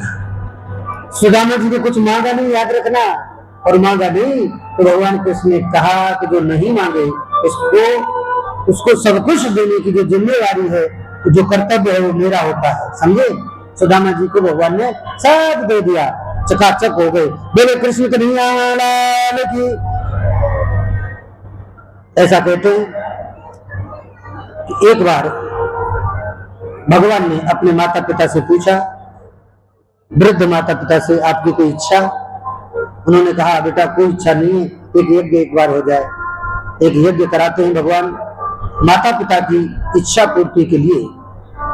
और यशोदा जी और सारे ब्रजवासी उस यज्ञ में आते हैं। यज्ञ कहाँ हुआ? कुरुक्षेत्र में, ठीक है, कुरुक्षेत्र जहाँ युद्ध हुआ है, ठीक है। और उस युद्ध भूमि को पवित्र भी तो करना है। रक्त रंजित भूमि थी, खून से मिट्टी लाल हो गई थी, हैं? कितने कौरव वंशी मारे गए थे। भगवान कृष्ण उसको शुद्ध करना चाहते हैं, पवित्र करना चाहते हैं, वहां यज्ञ होता है। ऐसा कहते हैं जब युद्ध हुआ, वहां यज्ञ हुआ, तो उस यज्ञ में सब आते हैं, ब्रजवासी आए, यशोदा जी आई। अब यशोदा जी वहां दूर से किसी को, बड़े बड़े पांडाल लगे हुए, बड़े बड़े अपने अपने टेंट लगे हुए, उनमें सबके अपने रहने के स्थान है, यज्ञ है।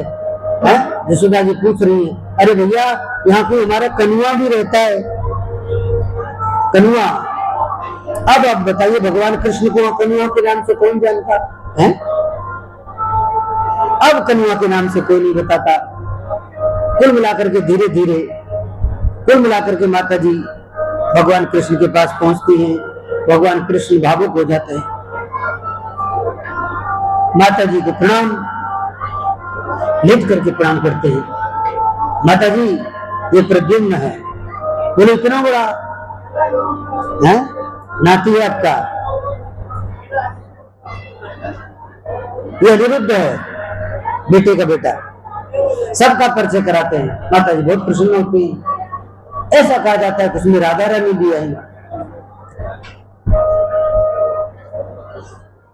छोटा सा उदाहरण है, राधा रानी जी को दूध पिलाने के लिए भगवान कृष्ण ने रुक्मिणी जी को भेजा, एक गिलास दूध दे करके, क्या आप राधा रानी जी को दूध दे करके आइए। रुक्मिणी जी गर्मा गर्म दूध लेकर के राधा रानी जी को देती है, परिचय होता है, लौट करके आती है। रुक्मिणी जी ने देखा कि भगवान कृष्ण के चरणों में छाले पड़ गए, चरणों में छाले ही छाले। रुक्मिणी जी ने कहा प्रभु अभी मैं गई थी, आप ठीक थे, आपके चरणों में अचानक से छाले कैसे आ गए? आप तो कहीं गए नहीं, आपने तो कुछ किया नहीं।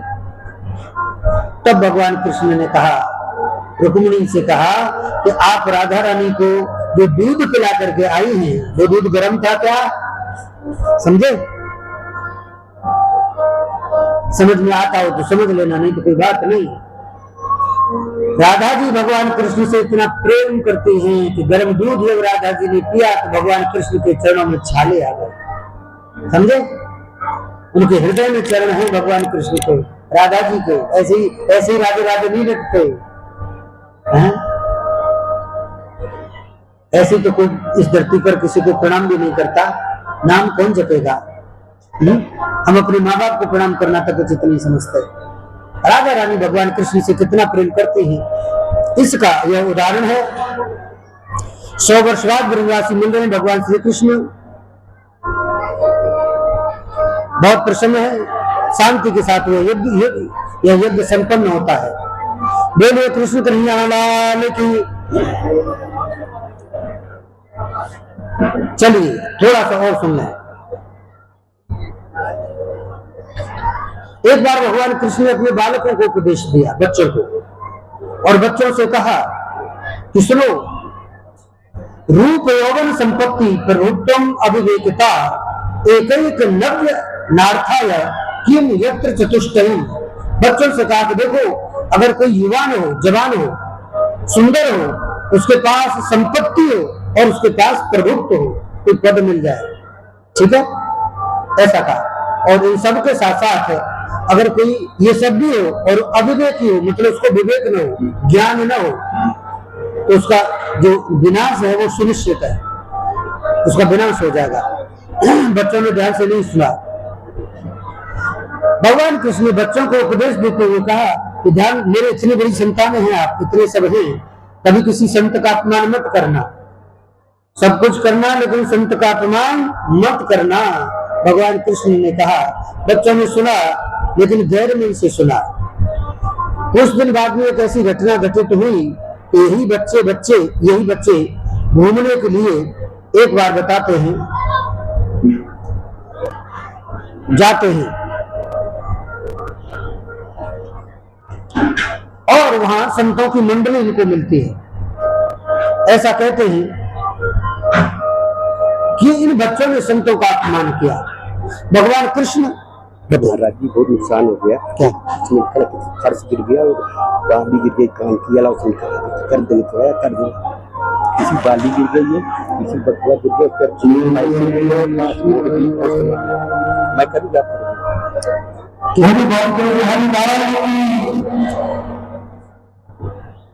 तो ये क्या करेंगे इसमें? हेलो, एक बड़ी जरूरी सूचना है, ध्यान से सुनना। एक मेरी बहन का पहली कान की गिर गई है, किसी बहन को मिला हुआ एक धर्म स्थान है, आज जो के व्यक्ति है मिला जरूर है, ले जाओ, मैं उनका भारी रहूंगा, सारी उम्र उसका बुलवाऊंगा। और एक भाई का अभी खर्च गिरा हुआ है, उसमें बहुत समान है, उसके अंदर मैं आप लोग से विनती करता हूँ, आप दरबार में बैठे हो, कहीं बाहर नहीं गया, आपसे हाथ जोड़ के विनती है, मेरी इज्जत सवाल है, आप लोग को बेटा करके दे दो, मैं बेटा सारी उम्र भारी रहूंगा और बाबा वाले में मंदिर करूंगा, उसकी ठीक मेरी बात को नहीं करेंगे। हाथ जोड़ के विनती है, किसी भाई बहन को मिला तो जरूर कर दो, नहीं तो मैं कुछ नहीं कर सकता, बेटा हाथ से नहीं सकता। बोले कृष्ण कन्हैया लाल की। अब आप समझ गए होंगे, शांत हो जाए।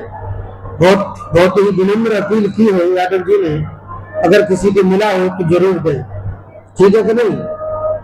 क्योंकि थोड़े बहुत से कुछ होता नहीं है, वो तो भगवान ऐसे ही आपको आशीर्वाद देंगे, आपको सब कुछ मिलने वाला है, ठीक है? तो कुल मिलाकर के मैं आपसे कह रहा था कि कृष्ण के पुत्रों ने संतों का अपमान किया, ठीक है? बड़े बड़े संत आए हुए हैं, विश्वामित्र हैं, असित हैं, कर्ण हैं, दुर्वासा ऋषि हैं, भृगु, अंगिरा, कश्यप, वामदेव, अत्रि, वशिष्ठ और नारद, बड़े बड़े विशिष्ट संतों की टोली है। ये जो पुत्र हैं उनके, भगवान कृष्ण के, इन्होंने उनसे मजाक किया।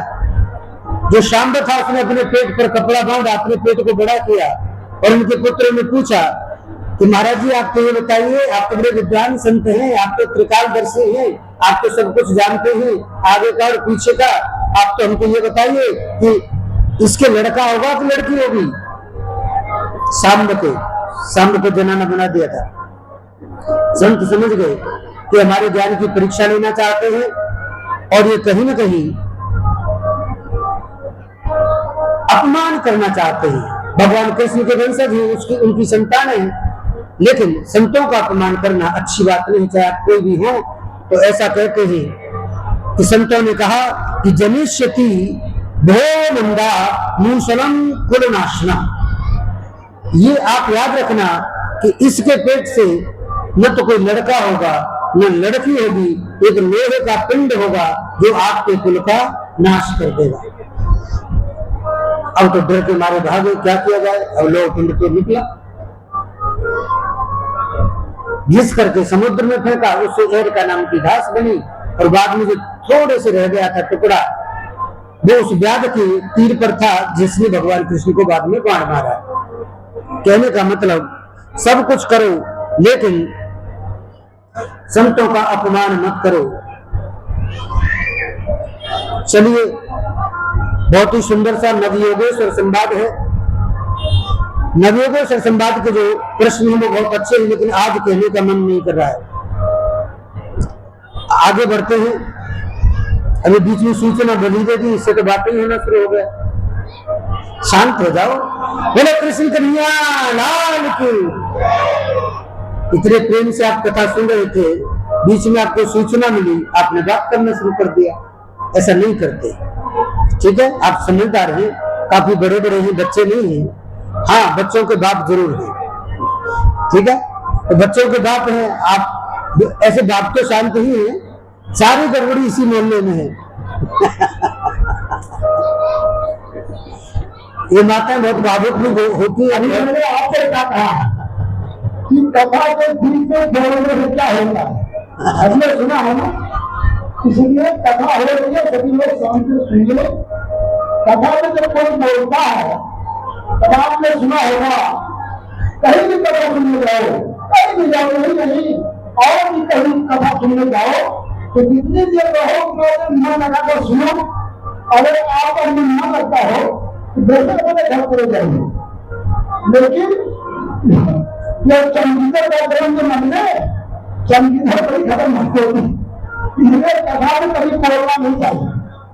ये शास्त्रों में प्रमाण है, कभी शांति सुनिए।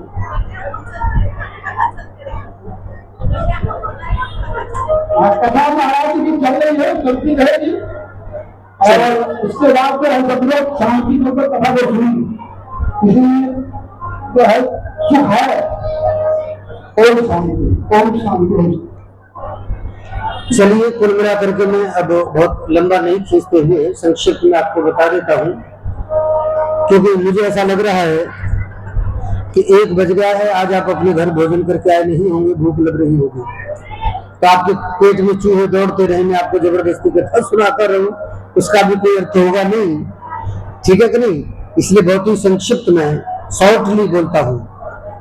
सुनिए, सब कुछ हुआ, उसके बाद में देवताओं ने भगवान कृष्ण से स्वधाम गमन की प्रार्थना की। मतलब प्रभु, अब आप जहां से आए थे श्री गोलोक धाम से, आपको वहां भी तो जाना है, याद दिलाई है? आपने यहाँ कितना कुछ किया, कितने राक्षसों का उद्धार किया, महाभारत जैसा युद्ध आपके आशीर्वाद से पांडव जीते। आपने यहाँ द्वारका में इतने वर्षों तक राज किया, सब कुछ आपने वैभव देखा, लेकिन चूंकि आप मनुष्य का शरीर लेकर के आए हैं और जो मनुष्य का शरीर धारण करता है उसको शरीर को छोड़ना पड़ता है। आप भगवान हैं, आप स्वेच्छा से छोड़ेंगे, लेकिन छोड़ेंगे। भगवान को देवताओं ने याद दिलाई। भगवान ने कहा, आप जाइए, मैं अपने परम प्रेमी परम भक्त उद्धव का उद्धार करके आता हूं। उद्धव को पता लगा और उद्धव ने कहा भगवान से, बोले प्रभु, अब आप जाने की बात कर रहे हैं, ये मुझसे सहन नहीं होगा, मैं आपके साथ जरूर चलूंगा, मैं आपको छोड़ नहीं सकता।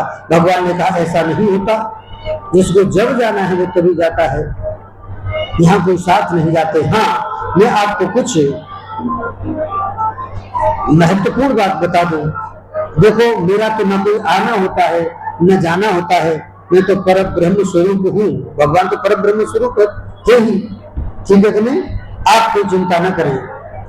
हाँ, इतना जरूर है कि आप अभी यहाँ रह करके भक्ति का प्रचार करें, ऐसा मैं मानता हूँ।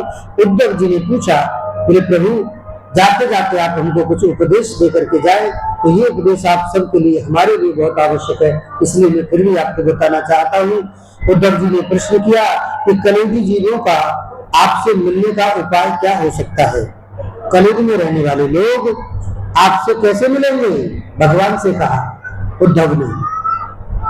तो भगवान ने कहा कि कर्म करते हुए मेरा भजन करना ही सबसे बढ़िया उपाय है। करते कर्म करो विधनाना, मुख से जपो श्री कृपा निधाना। तो सबसे बढ़िया तरीका है। भगवान ने आपको जो जिम्मेवारियां दी हैं, आप उनका पालन करें और उनका पालन करते हुए आप भगवान का भजन करते रहें। यही परमात्मा को प्राप्त करने का सस्ता तरीका है। ठीक है, दो लाइन गाने। कृष्ण गोविंद गोपाल गाते चलो, काम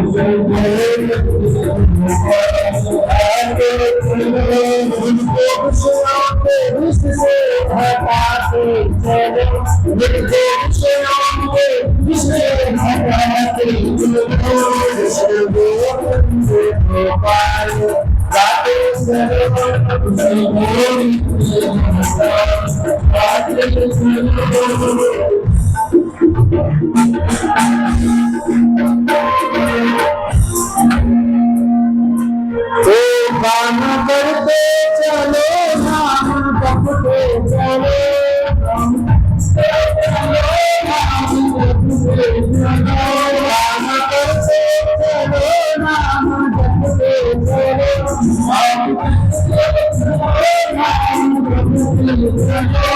नाम धन का खजाना बढ़ाते चलो, नाम गोपाल घर पाल आते चलो, चाल आएगा उनको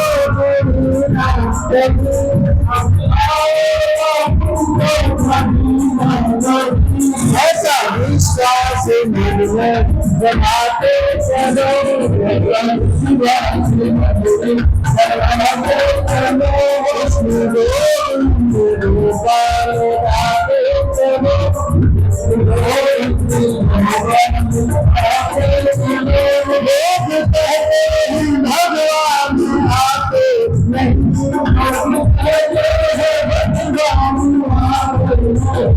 मिल मिलती तरह से मिलाते चलो,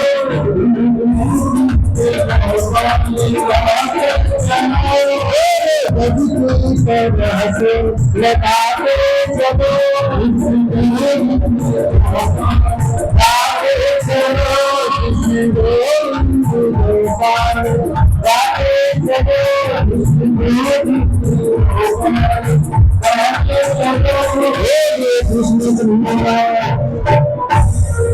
ठीक है। उद्धव जी ने दूसरा प्रश्न किया, भगवान कृष्ण जाते समय कह रहे हैं इन शब्दों को बहुत कान खोल करके सुन लीजिए, बड़ी मुश्किल से मिलते हैं, सब नहीं कहते, अब सुनने के लिए मिल रहे हैं तो प्रेम से सुनो। भगवान कृष्ण से उद्धव जी ने पूछा कि वैराग्य की क्या परिभाषा है, वैराग्य किसे कहते हैं। उद्धव जी का प्रश्न है, भगवान कह रहे हैं उद्धव जी वैराग्य होता है 3 प्रकार का। बोले पहला वैराग्य होता है मरकट वैराग्य, ठीक है, मरकट कहते हैं बंदर को, बंदर जैसा वैराग्य थोड़ी देर का। दूसरा होता है श्मशान वैराग्य, जब हम किसी व्यक्ति के अंतिम संस्कार में जाते हैं तो वहां हमारे अंदर ऐसा लगता है कि सब दुनिया बेकार है, एक दिन ऐसे ही मर के सबको चले जाना है, कोई अपना नहीं है। लेकिन जैसे ही वहां से लौट करके आते हैं और फिर ये संसार की माया हमको घेर लेती है, फिर जैसे पहले थे वैसे हो जाते हैं। तीसरा बताया सच्चा वैराग्य। सच्चा वैराग्य होता है वह किसी को होता है सच्चा त्याग कबीर का, जो मन से दिया उतार और जिनका मन में ला भया वे डूब गए मझधार, ठीक है। तो वो किसी संत के पास देखने को मिलता है। फिर उन्होंने संन्यास के बारे में प्रश्न किया, उन्होंने कहा कामानां कर्मणानां नाशम संन्यासम कवयो विदुः। कामानां कर्मणा नाशम, काम कर्मों का न्यास, काम कर्मों से दूरी है, यही संन्यास है। फिर दत्तात्रेय के 24 गुरुओं की कथा भागवत में है। इसका अर्थ होता है कि व्यक्ति को जीवन में गुरु जरूर बनाना चाहिए। अगर वह गुरु नहीं बनाता तो उसके जीवन में वो जो अच्छे काम करता है, शुभ कर्म करता है, सत्कर्म करता है, उसका फल उसको नहीं मिलता। इसलिए भागवत में तो एक गुरु नहीं 24 गुरु की चर्चा है। दत्तात्रेय भगवान ने 24 गुरु बनाए हैं। पहले पृथ्वी को गुरु बना करके पृथ्वी से शिक्षा ली। धरती है ना, धरती, इससे शिक्षा ली है सहनशीलता की, कि जैसे धरती सबको सहन करती है, हमको भी सहन करना सीखना चाहिए। वायु से शिक्षा ली अनासक्ति की, हवा चलती है, चाहे कोई सुगंध आए चाहे दुर्गंध हो, सबको छोड़ते हुए आगे बढ़ जाती है। ऐसा हमारा जीवन होना चाहिए, अच्छा बुरा सब जो भी अनुभव हो उसको छोड़ते हुए आगे बढ़ जाओ। आकाश से शिक्षा ली अनंतता की, जिस प्रकार आकाश इतना बड़ा है ऐसे हमें भी अपने मन को बड़ा करके चलना चाहिए। पानी को गुरु बनाया जल को, और जल से शिक्षा ली मृदुभाषिता। जल मीठा होता है, जल सरल होता है, सहज होता है, तरल होता है। ऐसे ही हमको जल के समान अपना व्यवहार बनाना चाहिए। और अग्नि से शिक्षा ली ज्ञान की, ज्ञान अग्नि। चंद्रमा से शिक्षा लेते हैं पर दोष से बचने की, दूसरों की निंदा मत करो, दूसरों की बुराई मत करो। कबूतर एक पक्षी है, लेकिन दत्तात्रेय भगवान कबूतर को भी गुरु बनाते हैं और शिक्षा लेते हैं निर्मोह की, मोही मत बनो, संसार से मोह मत करो। अजगर सांप को गुरु बनाते हैं और शिक्षा लेते हैं समभाव की शिक्षा, ठीक है, समान भाव से रहो। पतंगा अनासक्ति की शिक्षा लेते हैं, पतंगा को गुरु बना करके। मधुमक्खी को गुरु बनाते हैं और असंचय की शिक्षा लेते हैं। असंचय का मतलब है कि ज्यादा भी इकट्ठा मत करो, जितना इकट्ठा करोगे एक दिन छूटेगा, उतना ही ज्यादा दुख होगा, कम इकट्ठा करो। ऐसी शिक्षा ले रहे हैं गजरा मधुमक्खी से, पतंगे से। मधुमक्खी को गुरु बनाया तो कम इकट्ठा करने की, और पतंगा से कम आसक्त होने की शिक्षा ली थी। पतंगा जो है आसक्त होकर के दिए की जो लौ होती है उसमें जल करके मर जाता है आसक्ति के कारण, तो इतनी आसक्ति नहीं करनी चाहिए। ये पतंगा से शिक्षा ली। और बताते हैं कि गजराज को गुरु बनाया, ठीक है। मधुमक्खी से ये शिक्षा ली थी कि जितना ज्यादा इकट्ठा करोगे, मधुमक्खी पूरे जीवन इकट्ठा करती है, छत्ता को कोई दूसरा ही तोड़ ले जाता है तो एक दिन छूट जाएगा। ऐसी मधुमक्खी को भी गुरु बना करके शिक्षा ले रहे हैं। हाथी को गुरु बना करके अनासक्ति की शिक्षा ले रहे हैं, ये तो हाथी जैसे हाल होंगे। और शहद निकालने वाले को गुरु बनाया और शिक्षा ली कि गुणों को ग्रहण करो, बाकी छोड़ दो। एक छोटे से बालक को गुरु बनाया दत्तात्रेय भगवान ने और शिक्षा ली कि बच्चा जिस प्रकार सरल सहज होता है ऐसा हमारा जीवन होना चाहिए। और हिरण को गुरु बना करके विषय रागों से अनासक्त रहने की शिक्षा ले ली। मछली को गुरु बना करके वाणी पर नियंत्रण करने की शिक्षा ले ली, क्योंकि मछली आपको पता ही है कैसे पकड़ी जाती है, वाणी पर नियंत्रण रखो। एक कुरुवी नाम के पक्षी को गुरु बनाया और अनासक्ति की शिक्षा लेते हैं। एक वैश्या को भी गुरु बना करके वैराग्य की शिक्षा लेते हैं। बोलो, वैश्या को भी गुरु बनाया दत्तात्रेय भगवान ने। शिक्षा आप कहीं से भी ले सकते हैं। मकड़ी को गुरु बना करके जीवन में कर्मों की निरर्थकता की शिक्षा ली। मकड़ी जीवन भर जाल बुनती है, रोज 24 घंटे उसका काम जाल बुनने का है और खुद उसी में फंस जाती है और मर जाती है। एक बाण बनाने वाले बहेलिया को शिक्षा ली, उसको गुरु बनाया और एकाग्र रहने की शिक्षा ली। और ब्रह्मी कीड़ा को शिक्षा बना एक गुरु बना करके ब्रह्मी कीड़ा से भी आत्मचिंतन की शिक्षा लेते हैं। कुल मिलाकर के दत्तात्रेय भगवान ने कहा कि हे मनुष्य, आपको जिससे जो अच्छाई मिले वो जरूर लेना, एक दिन आप अच्छे बन जाओगे। कुल मिलाकर के दत्तात्रेय भगवान की शिक्षाएं हैं। आइए अंत में, अब आपको पता ही होगा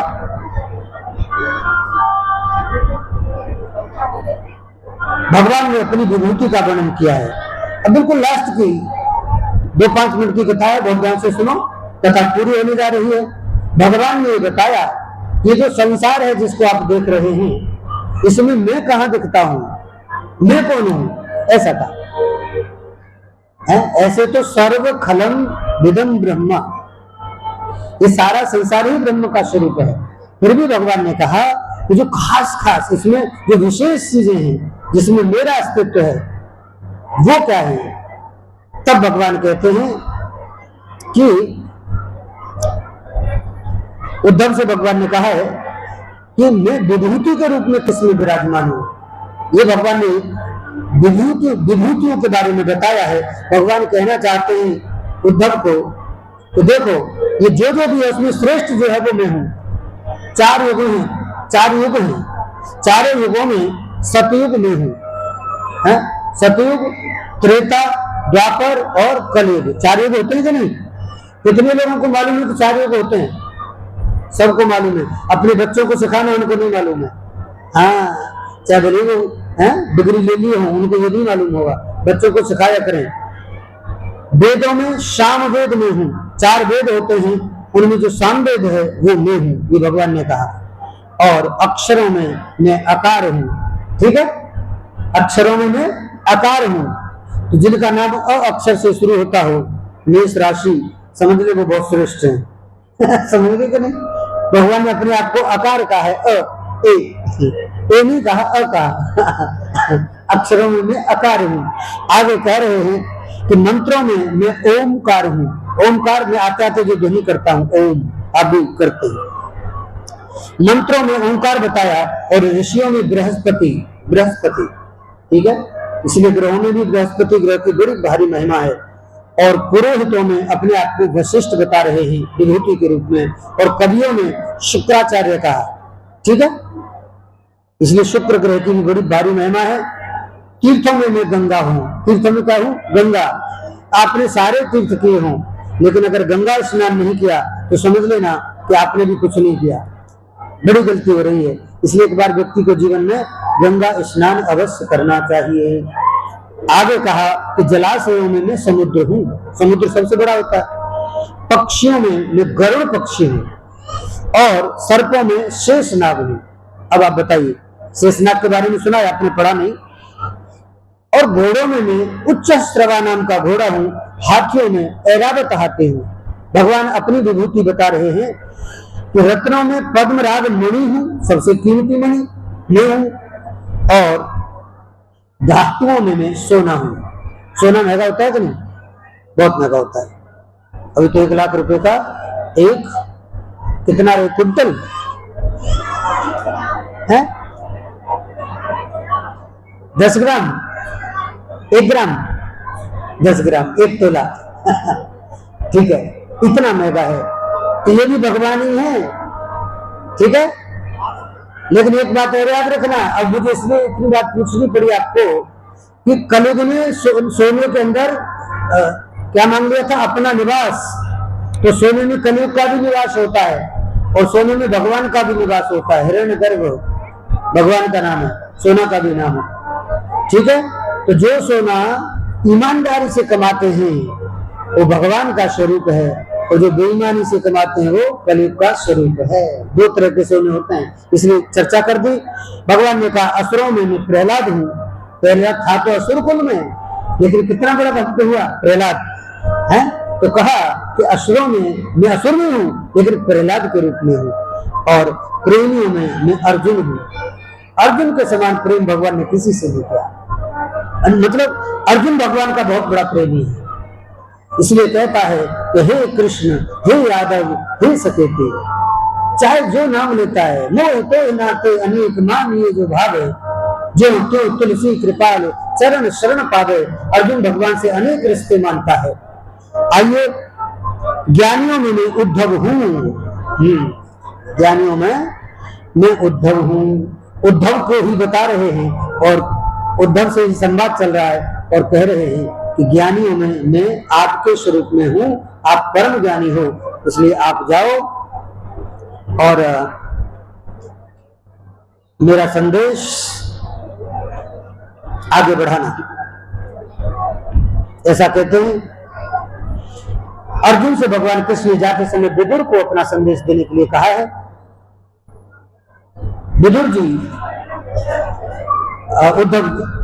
उद्धव जी को बाद में मिलते हैं।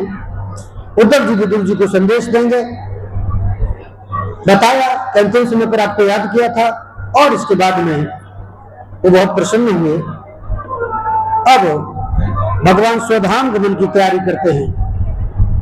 ऐसा बताते हैं भगवान जब जाने वाले थे तो ब्रजवासियों में से पहले अपने आप ही युद्ध शुरू हो गया, और एक एड़का नाम की घास उत्पन्न हो गई संतों के श्राप से।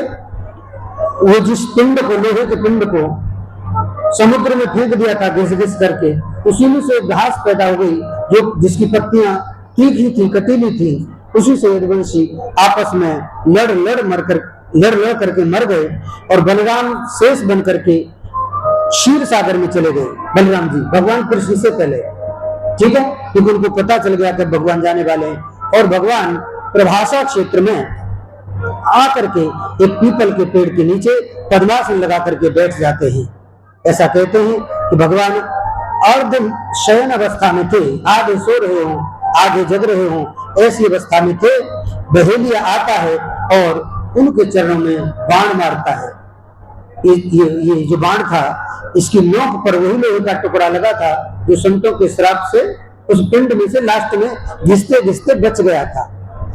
ठीक है, तो भगवान के स्वधाम गमन का कारण संतों का श्राप बन रहा है, वो बाण ही तो बन रहा है। यदुवंश के सत्यानाश का कारण संतों का शाप बन रहा है। तो पूरे दिन की कथा में आपने क्या सुना, कितना याद रखा मैं नहीं जानता, लेकिन आखिरी दिन याद रखना कि संतों का श्राप अपने को नहीं लेना। ठीक है कि नहीं? और अपने शुभ के लिए, अपने कल्याण के लिए आपको एक बात और याद रखनी है कि अपने अपने पूजा के स्थान पर सभी को एक लाल स्वस्तिक बनाना है, रोली का स्वस्तिक, उसके ऊपर घी का दीपक जलाना है। और मलया कॉलोनी निवासी बहुत ध्यान से सुन लो, आपके यहाँ जिन जिन घरों में मेरी पधरावनी हुई, हालांकि यादव जी मुझे रोजाना यही परेशान करते रहे, तुम्हारे जी उसके यहाँ भी जाना है, इसके यहाँ भी जाना है। मैंने कहा भाई थक जाता हूँ, 2 बार नहीं जा सकता, फिर भी बहुत लोगों की इच्छा रही कि महाराज जी हमारे यहाँ चरण डालते। प्रयास किया, अधिक लोगों के यहाँ पहुंच पाया, जिनके यहाँ पहुंच पाया अच्छी बात, नहीं पहुंच पाया कोई बात नहीं। हृदय से आप सबके लिए आशीर्वाद है। और अभी 2 दिन हम कथा के बाद यहाँ रहेंगे और उसमें स्वस्तिक दरबार लगेगा, जनता दरबार। और जनता दरबार में आपकी जो कुंडलियां बार बार मेरे पास आ रही थी, माता ला रही थी, कुंडली देखने का मेरे पास समय था नहीं, आपके हाथ देखने के लिए मेरे पास समय भी नहीं था। तो कार्यक्रम पूरे दिन के टाइम पे आप देख रहे थे, तो 2 दिन रह करके आपकी जो भी समस्याएं होंगी उनको भी बहुत शांति से सुनूंगा। अपने जो पंडित जी हैं, पंडित जी के घर में रुका हुआ हूँ। कहाँ है पता आपका? कहाँ? पिंड में क्या जगह है? मकान नंबर बताओ। है? हाँ, पिंड में 102/5 पंडित जी का मकान है। ठीक है, तो ये आपके लिए एड्रेस हो गया। बाकी आप जब भी उज्जैन के आओगे तो पहले से आप संपर्क करना, एक साथ आना नहीं, पहले सूचना देकर के आना। क्योंकि उज्जैन जो लोग आते हैं वो भगवान महाकाल का दर्शन करना चाहते हैं, भगवान महाकाल की भस्मारती करना चाहते हैं, और भस्मारती सबको नसीब होती नहीं। क्योंकि अगर 5 लाख लोग आते हैं तो उन 5 लाख लोगों में से केवल 400 ऑफलाइन परमिशन होती है। तो 4 लाख में से 400 लोगों को छांटना बड़ा मुश्किल पड़ जाता है। और बिना भस्मारती का दर्शन किए व्यक्ति जब लौटता है तो उसको लगता है कि हमसे कुछ कमी रह गई, भगवान की पूरी कृपा हमारे ऊपर नहीं हुई। तो इसका अर्थ हुआ कि पहले प्लानिंग के साथ आपको इधर से निकलना चाहिए, सीधे आने का नहीं।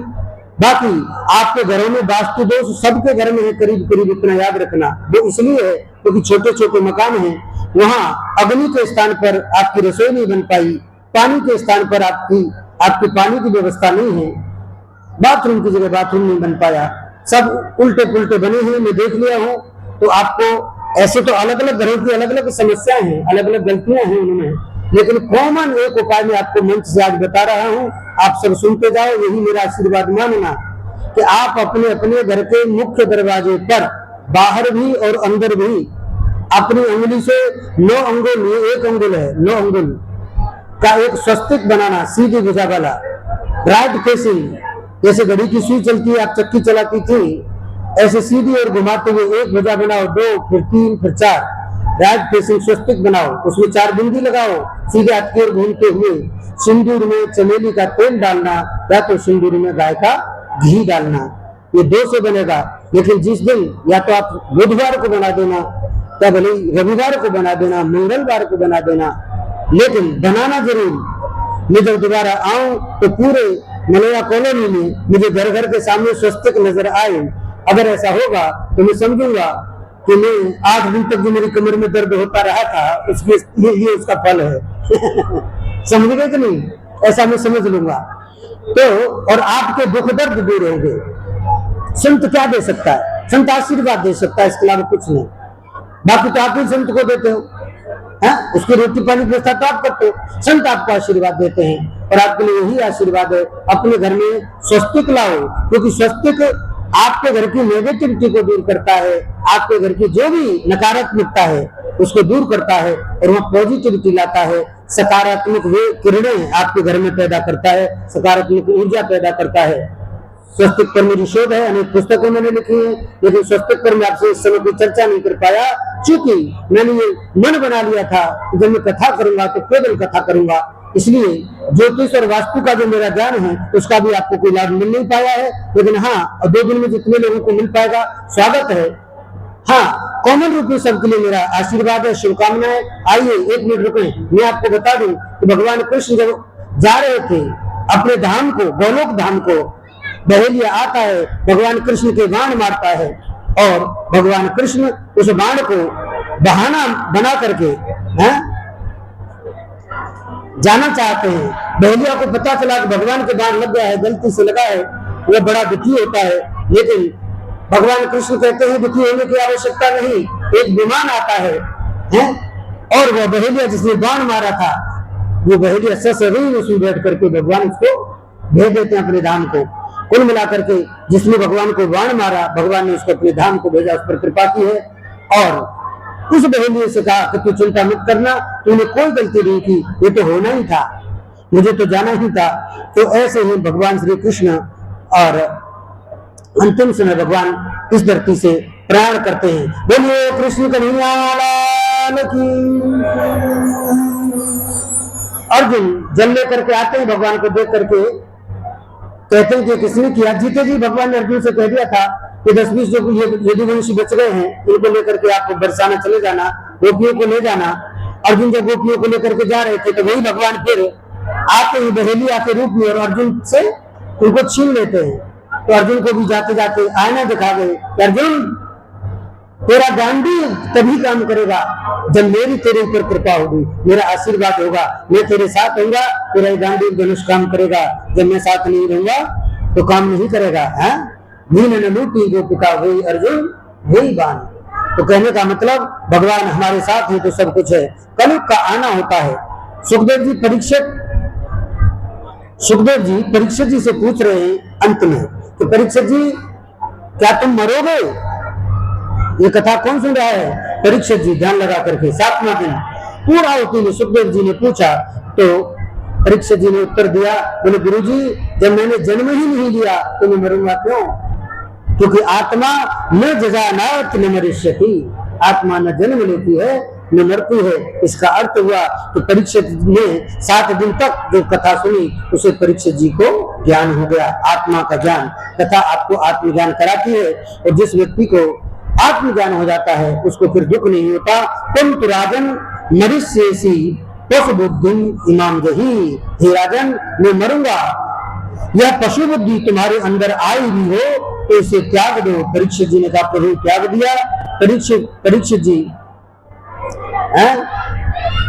परीक्षित जी से कहना चाह रहे हैं सुखदेव जी की कथा का यही अर्थ है कि तुम अब मरोगे नहीं। ठीक है, घटाकाश महाकाश में समा गया। बोले कृष्ण कन्हैया लाल की। अब तक्षक आता तो है, सुखदेव जी ने कहा तक्षक आएगा, आपको काटेगा भी, ये शरीर नष्ट भी होगा, सब होगा, लेकिन आपको अब ब्रह्म ज्ञान हो गया है, आत्मज्ञान हो गया, इसलिए आप मरोगे नहीं। और वही हुआ। तक्षक सूक्ष्म बन करके आया और बड़ा बन करके विशाल बन करके डस लिया परीक्षित जी को। आगे चल करके जन्मेजय जी शर्त यज्ञ कराते हैं, लेकिन बताते हैं कि उनके आवाहन पर तक्षक खिंचा हुआ चला आता है, क्योंकि आस्तिक मुनि और वशिष्ठ जी ने उस यज्ञ को रुकवा दिया जिसमें जन्मेजय जी सारे सर्पों को जला रहे थे, समाप्त कर देना चाहते थे। तो तक्षक के प्राणों की भी यहाँ एक प्रकार से रक्षा हो जाती है। और जन्मेजय को उपदेश दिया कि शौनकादिक ऋषियों से सूत जी ने कहा कि आपने जो प्रश्न किया था उसमें मैंने आपकी परीक्षित व सुखदेव जी वाले संवाद की भागवत सुनाई, परंतु आप समझे कि मैं और आप सभी परीक्षित हैं। इसका अर्थ हुआ कि संवाद तो हमने परीक्षित जी का सुना, लेकिन हमको समझना चाहिए कि हम सभी परीक्षित हैं। एक दिन हम सबको जाना है। ठीक है, भगवान का स्मरण करते हुए जाएं और अपने अंदर समझ लें कि हम ही परीक्षित हैं, हम नहीं मरेंगे क्योंकि हम आत्मा के स्वरूप हैं। मार्कंडेय ऋषि ने तपस्या करके प्रलय का क्या दृश्य देखा, अंत में प्रश्न किया, बिल्कुल आखिरी प्रश्न है। उन्होंने कहा कि भगवान ने मार्कंडेय जी को 6 कल्पों का दृश्य कुछ ही समय में दिखा दिया। और मार्कंडेय जी देख रहे हैं कि वतस्य तत्रस्य पुटे शयानं बालं मुकुंदं नमिषासुरं। भगवान बाल स्वरूप में अपने चरण के अंगूठे को पीते हुए एक वट वृक्ष के पत्ते पर भगवान कृष्ण नजर आए महाप्रलय में। ठीक है, सब कुछ नाश हो गया था, सब कुछ समाप्त हो गया था। ये है भागवत कथा। भगवान की आपके ऊपर पूरी पूरी कृपा बनी रहे, ऐसी शुभकामनाओं के साथ अंत में एक श्लोक आप सबसे दोहराना चाहूंगा। आप सब दोहराएं, मैं आगे बोलूंगा, आप सब पीछे बोल लेंगे। ध्यान से सुनिए। निम्नगानां यथा गंगा निम्नगानां यथा गंगा देवानां अच्युतो यथा वैष्णवानां यथा शंभो वैष्णवानां यथा शंभो पुराणानां इदं तथा पुराणानां इदं तथा। इसका अर्थ है कि भागवत, ये जो आप सुन रहे हैं, ये भागवत पुराणों का तिलक है, यानी पुराणों में सर्वश्रेष्ठ है, 18 पुराणों में, ठीक है। और वैष्णवों का धन है। वैष्णव मतलब भगवान विष्णु को, भगवान राम को, भगवान कृष्ण को मानने वाले भक्त, उनका ये परम धन है, ठीक है कि नहीं। तभी हम उसको इतनी श्रद्धा से सुनते हैं, और परमहंसों की संहिता है। साथ में कहा कि वैराग्य की यह त्रिवेणी है, ज्ञान वैराग्य भक्ति, और निष्काम कर्म का अद्भुत संगम है। ऐसा कहते हैं कि इसमें जो अवगाहन करता है, यानी जो इसमें दीपक लगाता है, जो इसकी कथा को सुनता है, उसका जीवन धन्य हो जाता है। भवे भवे यथा भक्ति पादयोस्तव जायते तथा पुरुष देवेश नाथस्तुम न यत् प्रभो। कुल मिलाकर के एक श्लोक और बोल लो। नाम संकीर्तनम यस्य सर्वपाप प्रणाशनम प्रणामो दुःख शमनः तं नमामि हरिं परम। ये अंतिम श्लोक 3 बार बोलते हैं। श्लोक क्या है, याद हो रहा है कि नहीं? नाम संकीर्तनम यस्य सर्वपाप प्रणाशनम प्रणामो दुःख शमनः तं नमामि हरिं परम।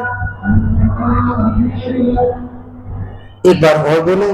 नाम संकीर्तनम यस्य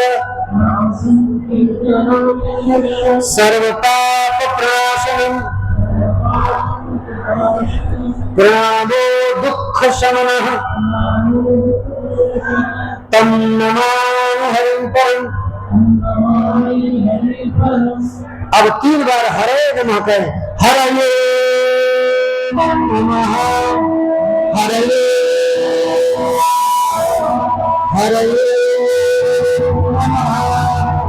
बोले कृष्ण कन्हैया लाल भगवान की, सुखदेव जी भगवान की, परीक्षित जी महाराज की, कृष्ण कन्हैया लाल की, राधे रानी की।